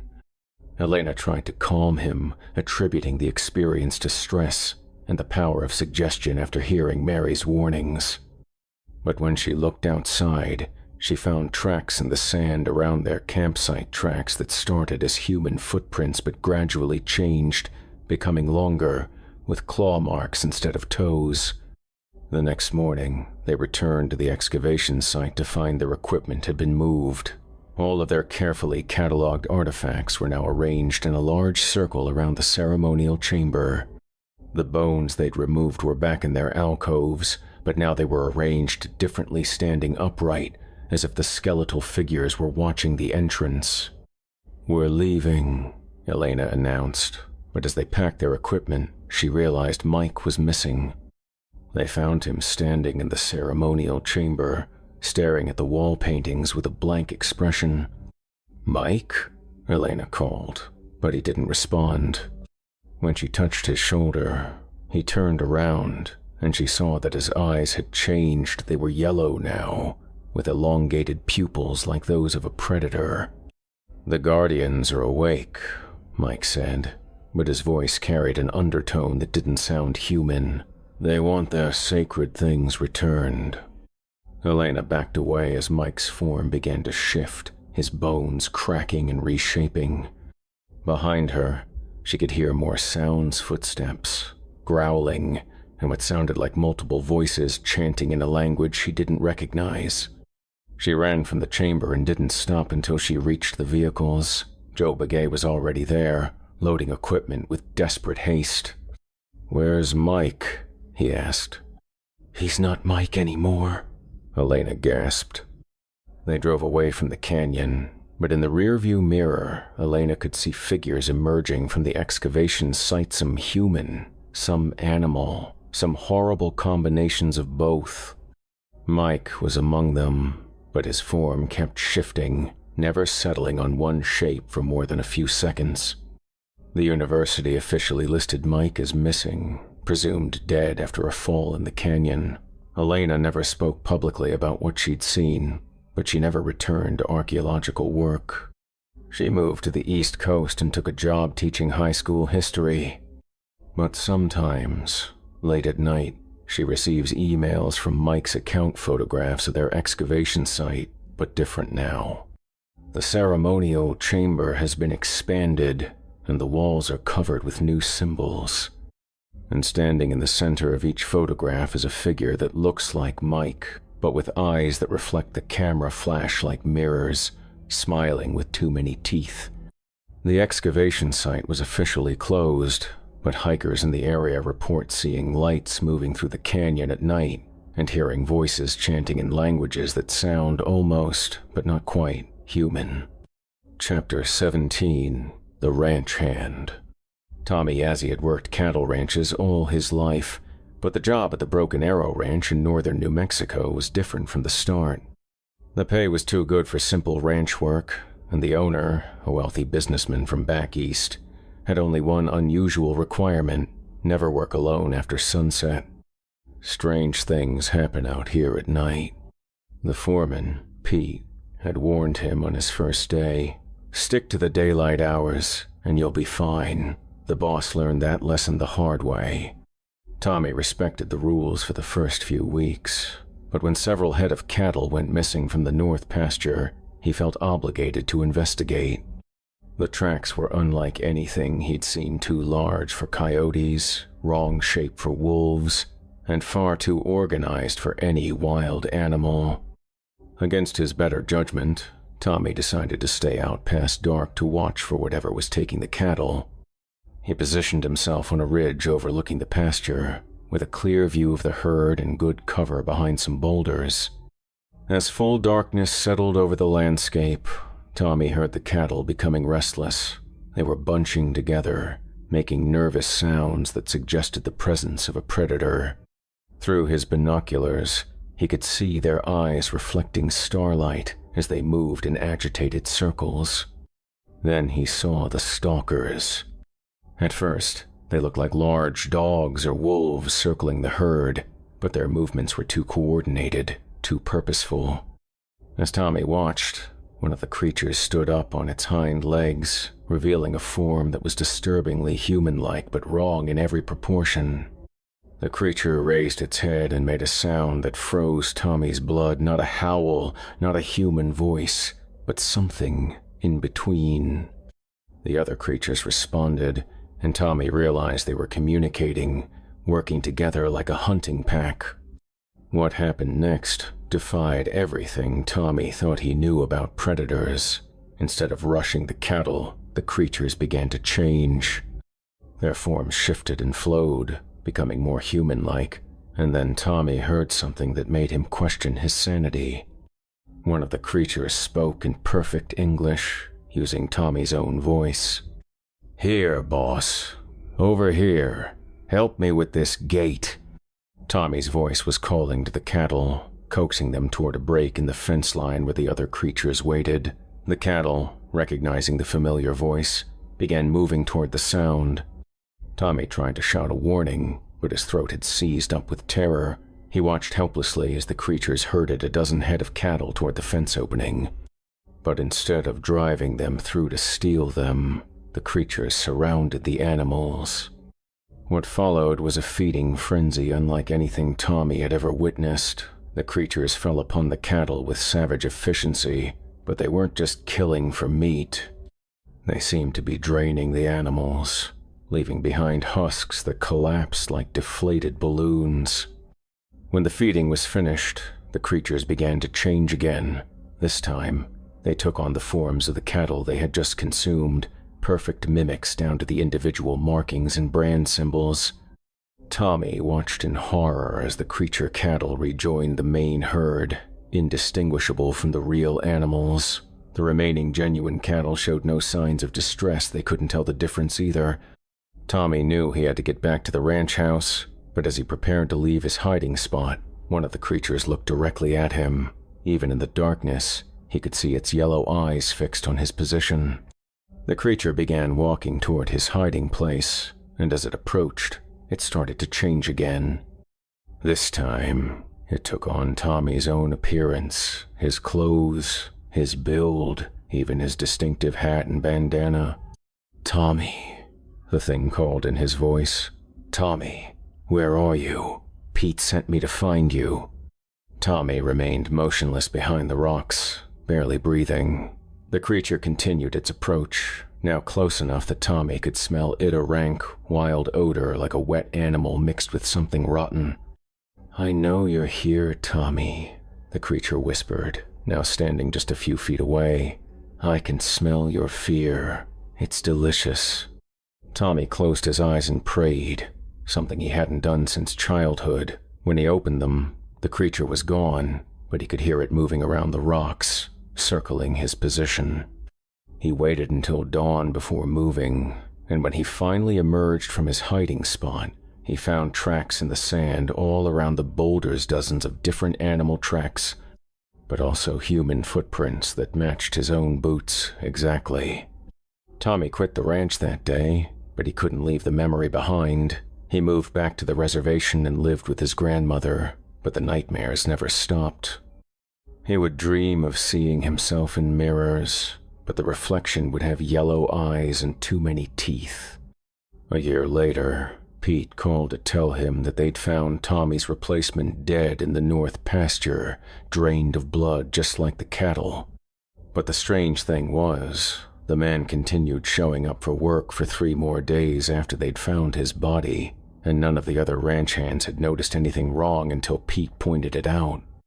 The Broken Arrow Ranch closed permanently after that, but locals report seeing lights moving through the abandoned buildings at night, and hearing voices calling in languages that sound like English but somehow aren't quite right.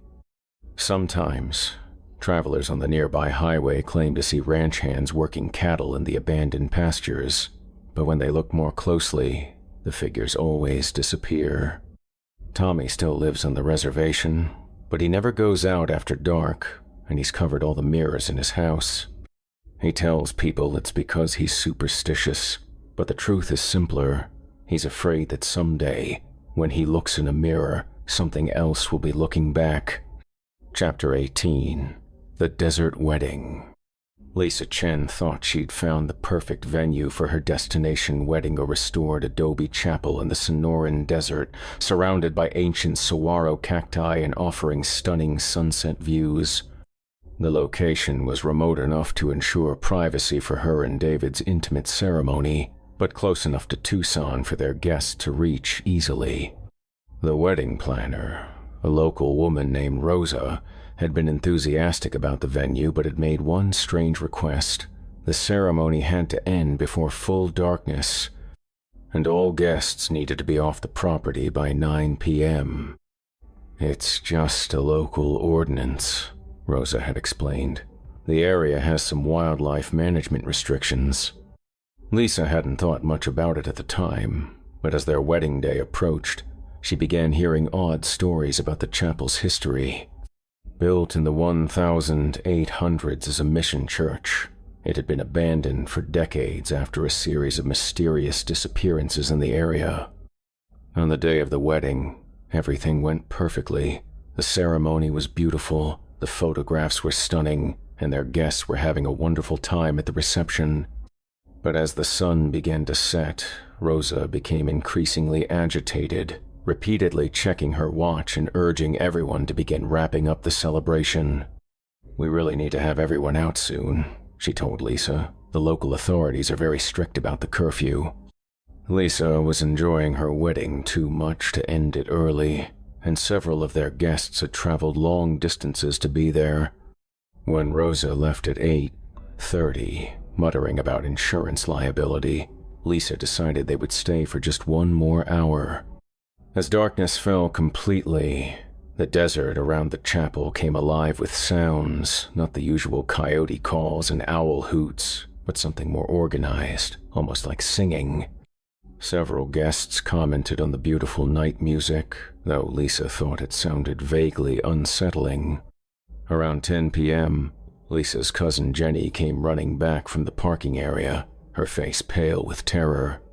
"Lisa, there's something wrong with the cars," she gasped. "All the tires have been slashed, but the cuts are too clean. like they were made with surgical instruments. Lisa and David went to investigate, finding that Jenny was right. Every vehicle in the small parking area had been systematically disabled, the tires cut in precise patterns that seemed almost ritualistic. "We'll have to call for help," David said, reaching for his phone. But like everyone else, he discovered that his cell phone had no signal, despite having full bars just hours earlier. As the wedding party gathered near the chapel, trying to figure out what to do, they became aware that the singing in the desert had gotten closer. Now they could make out individual voices, though the language was unfamiliar, not Spanish or any Native American dialect Lisa recognized, but something older and more guttural. Lisa's Uncle Robert, a Vietnam veteran who wasn't easily spooked, volunteered to walk to the main road to flag down help. But as he reached the edge of the property, he stopped abruptly and backed away from something they couldn't see. "There are people out there," he called back to the group. "But they're not. They're not right." Lisa joined him at the property line and saw what had alarmed him. Shapes were moving in the darkness beyond the chapel, ground shoeman-like figures that seemed to shift and flow, never quite maintaining the same form for more than a few seconds. "Wedding guests," one of the figures called in, a voice that sounded like Lisa's grandmother, who had died 2 years earlier. "Come join the celebration. We've been waiting for you." More voices joined in, all using the voices of people Lisa knew, deceased relatives, childhood friends, even her elementary school teacher. They were all inviting the wedding party to come outside, to join a larger celebration in the desert. "Don't listen to them," Rosa's voice called from behind the chapel. Lisa turned to see the wedding planner emerging from the building, but something was wrong with her appearance. Her skin seemed to shift in the moonlight, and her eyes reflected light like mirrors. "Rosa?" Lisa called uncertainly. "Not Rosa," the figure replied, its voice now multiplying, as if several people were speaking in unison. "Rosa left hours ago. She was smart. She followed the rules."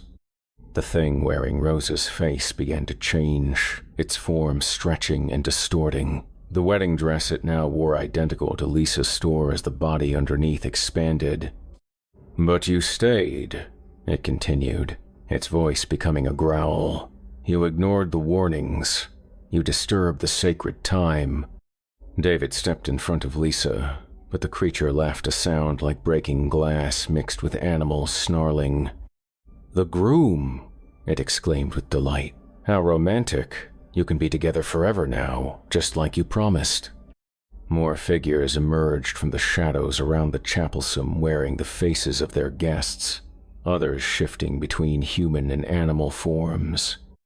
Lisa realized with horror that some of them were wearing copies of the wedding attire, like a twisted mirror of their celebration. The real wedding guests huddled together, trapped between the chapel and the creatures surrounding them. One by one, the things began calling to specific people by name, using the voices of loved ones. "Mom?"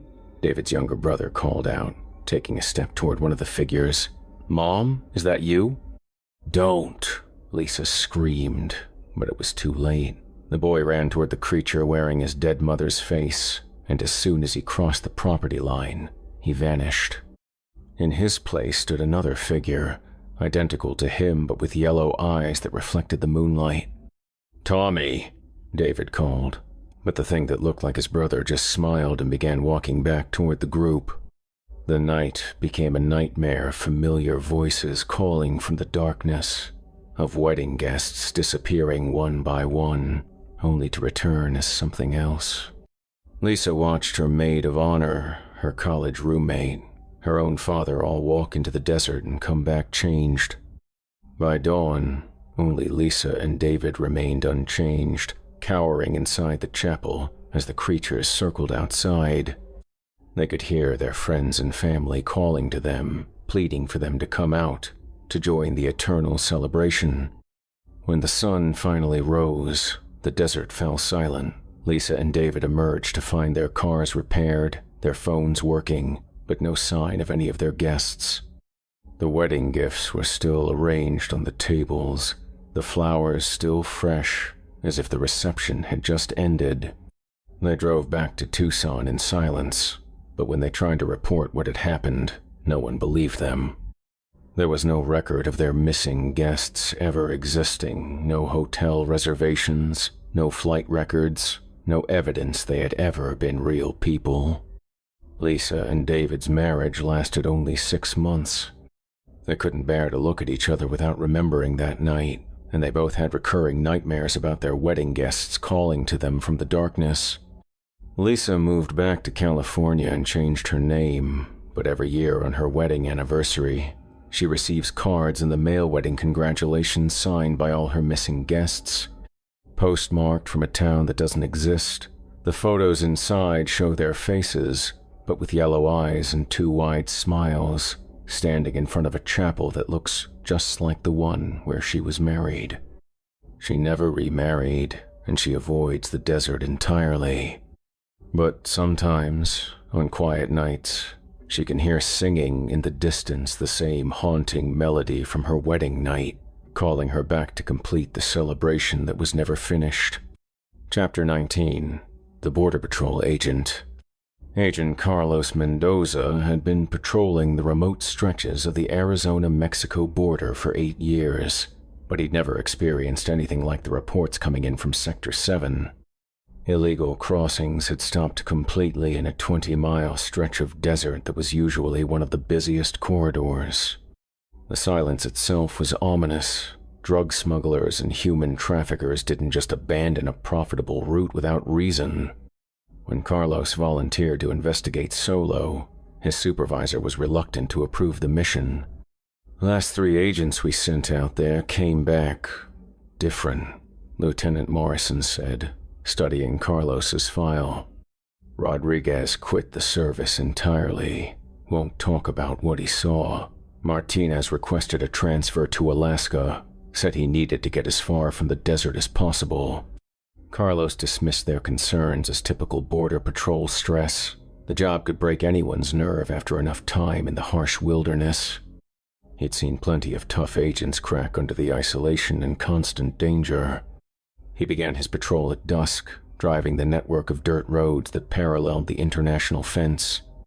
The area was eerily quiet, no radio chatter from other units, no signs of recent human activity. Even the usual animal sounds were absent. Around midnight, Carlos spotted movement near the fence line through his night vision scope.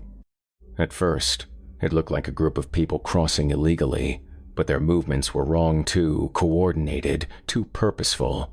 They moved like a pack of predators rather than desperate migrants. Carlos radioed for backup, but received only static. His communication equipment had been working perfectly just hours earlier, but now even his GPS was malfunctioning, showing his location as somewhere in the middle of the Pacific Ocean. He decided to investigate on foot, leaving his vehicle hidden behind a small hill. As he approached the fence, Carlos could see the figures more clearly. They appeared to be a family, a man, woman, and 2 children, but something about their proportions seemed off in the moonlight. "Alto," Carlos called out in Spanish, identifying himself as Border Patrol. "Stop where you are." The figures turned toward him, and Carlos felt his blood freeze.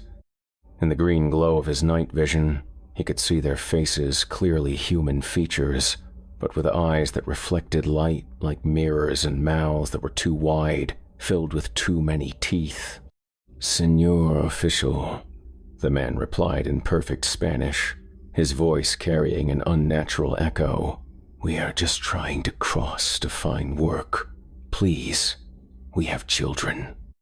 The family began walking toward Carlos, and as they drew closer, he noticed their feet. Instead of shoes, they had paws large, clawed appendages that left tracks unlike anything human. Carlos drew his sidearm, but his hands were shaking so badly he could barely hold it steady. "Stay back!"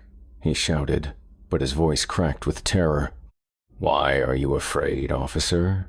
the woman asked, now speaking in English with a slight accent. "We are just poor people looking for a better life. Isn't that what you see every night?" The children giggled, but the sound was rung too deep, too resonant for their apparent age. As they laughed, Carlos could see their teeth extending, becoming sharper and more numerous. "What are you?" Carlos whispered. "We are what the desert creates," the man replied, his form beginning to shift and change. "We are the guardians of the old places, the punishers of those who disturb what should remain hidden." Carlos tried to run, but his legs felt like lead. Behind him, he could hear the creatures following, their forms shifting between human and animal with wet, cracking sounds. Sometimes they called to him in Spanish, sometimes in English, and sometimes in languages he didn't recognize. He managed to reach his vehicle and speed away, but in his rearview mirror, he could see shapes keeping pace with the truck, sometimes running on 2 legs, sometimes on 4, always just at the edge of his headlights. Carlos drove until dawn, not stopping until he reached the main border patrol station. When his supervisor asked for his report, Carlos found himself unable to speak about what he'd seen. Every time he tried to describe the creatures, his voice would fail him. He submitted a brief written report claiming equipment malfunction and no significant activity, but that night, Carlos couldn't sleep. Every time he closed his eyes, he saw those reflecting eyes and 2 wide smiles. Within a week, Carlos had requested a transfer to the Canadian border. He told his friends he was tired of the heat and wanted a change of scenery, but the truth was that he couldn't bear to patrol the desert anymore. Even in the cold forests of Vermont, Carlos couldn't escape the memories. He started seeing reflective eyes in the darkness between trees and hearing voices calling to him in Spanish from empty woods. His new colleagues noticed his nervousness around mirrors and any surface that might reflect light. Carlos lasted 6 months before requesting early retirement. He moved to a small town in Ohio, far from any border, and took a job as a security guard at a shopping mall. But he still checks his locks multiple times every night, and he's covered all the mirrors in his house with black cloth. Sometimes, late at night, Carlos receives phone calls with no one on the other end, just the sound of wind through desert scrub and distant voices calling his name in languages he doesn't understand. He knows they're still out there, still guarding their stretch of border, still waiting for the next agent brave or foolish enough to investigate Sector 7. The 20-mile corridor remains officially unpatrolled. New agents are told it's due to budget constraints, but veteran Border Patrol agents know the truthsome borders are protected by things far more dangerous than fences and human guards. Chapter 20: The Geologist. Dr. Sarah Mackenzie thought the assignment was a career maker, leading a geological survey for a mining company interested in rare earth deposits in a remote area of Nevada. The pay was excellent, the timeline was generous, and her team consisted of experienced field researchers. But from the moment they arrived at the survey site, Sarah noticed disturbing signs. The landscape was wrong not geologically, but in ways that didn't show up on satellite imagery or topographic maps. Rock formations seemed to shift position when viewed from different angles, and compass readings were inconsistent despite clear skies. Local Shoshone tribal members had warned them against the survey, claiming the area was protected by ancient guardians. Sarah respected native traditions but couldn't allow superstition to interfere with legitimate scientific research. The first core samples revealed promising mineral deposits, but also something unexpected: organic material embedded in rock formations that should have been sterile. Under microscopic examination, the samples contained what appeared to be bone fragments and tissue that defied dating techniques. Professor Mackenzie called her graduate assistant, Jamie, from across the field site. "You need to see this." Jamie had been examining a natural cave system when she discovered something remarkable. The walls were covered in petroglyphs, but these weren't typical Native American rock art. The symbols seemed to move in peripheral vision, rearranging themselves when viewed directly. "This could be the find of the century," Sarah murmured, photographing the mysterious writing. "I've never seen symbology like this anywhere else in the archaeological record." That night, as the team made camp near the cave entrance, they began hearing sounds that didn't match any known desert wildlife.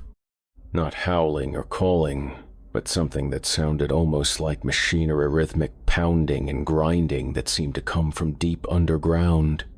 Sarah's sleep was filled with strange dreams of walking through tunnels that stretched impossibly deep into the earth, guided by figures that looked human from behind but were wrong when they turned around too tall, with joints that bent in directions human anatomy shouldn't allow. The next morning, Jamie was missing from her tent. Sarah found her standing inside the cave, staring at the petroglyphs with an expression of complete fascination. "Jamie," Sarah called, but her assistant didn't respond. When Sarah touched her shoulder, Jamie turned around with eyes that had changed color from brown to yellow and pupils that had become vertical slits. "The old ones are awakening," Jamie said, but her voice carried harmonics that human vocal cords couldn't produce. "They've been sleeping in the deep places, waiting for someone to find them." Sarah backed away as Jamie's form began to change, her limbs elongating and her skin taking on a grayish hue that matched the cave walls. Other team members appeared at the cave entrance, but Sarah realized they had all changed. Their movements were too fluid, their proportions subtly wrong. "We've been chosen," they said in unison, their voices creating an impossible harmony. "We'll help the Guardians return to the surface world. They've been patient, but now it's time." Sarah ran from the cave, but as she reached their vehicles, she discovered that all the tires had been not cut, but melted, as if exposed to extreme heat. Her radio equipment was similarly damaged, the metal components fused together in ways that suggested temperatures far beyond what the desert sun could produce. She attempted to hike out of the survey area, but the landscape seemed to shift around her. Landmarks she'd carefully noted during their arrival were no longer where they should be, and her GPS device showed readings that placed her location hundreds of miles underground. As darkness fell, Sarah heard her team calling to her from the cave system, their voices echoing up from depths that shouldn't exist. They were speaking in the same unknown language as the petroglyphs, but somehow she understood their meaning. They were inviting her to join them in the deep places, to help awaken the ancient guardians that had been sleeping beneath the desert. Sarah found shelter in a small canyon and managed to survive until a search helicopter spotted her 3 days later. She was severely dehydrated and suffering from exposure, but alive. When rescuers asked about her team, Sarah could only point toward the cave system and whisper about the old ones awakening. The search for her missing team members continued for weeks, but they were never found. The cave system proved to be much more extensive than initial surveys had indicated, with tunnels extending far deeper than safety equipment could reach. Strange sounds continued to echo from the depths, mechanical grinding mixed with voices speaking in unknown languages. Sarah spent 2 months in psychiatric evaluation before being released. She never returned to geological work, taking a position as a high school science teacher in suburban Connecticut. But she still has nightmares about walking through endless underground tunnels, guided by figures that were once her students and colleagues. Sometimes, late at night, Sarah receives emails from her missing team members' accounts, geological surveys of areas that don't exist on any map, core samples from depths that would require drilling technology that hasn't been invented yet. The photographs show cave systems filled with machinery that appears to be part organic, part mineral, operated by figures that look almost human but aren't quite right. The mining company abandoned the project after Sarah's report, officially citing geological instability. But local tribal members know the truth. Some places are protected by guardians that have been sleeping for centuries, and they don't appreciate being disturbed by modern science. The survey site remains off-limits, but seismic monitoring stations in the area occasionally register activity that doesn't match any known geological phenomena, rhythmic vibrations that suggest vast machinery operating deep beneath the desert floor, slowly awakening after millennia of slumber.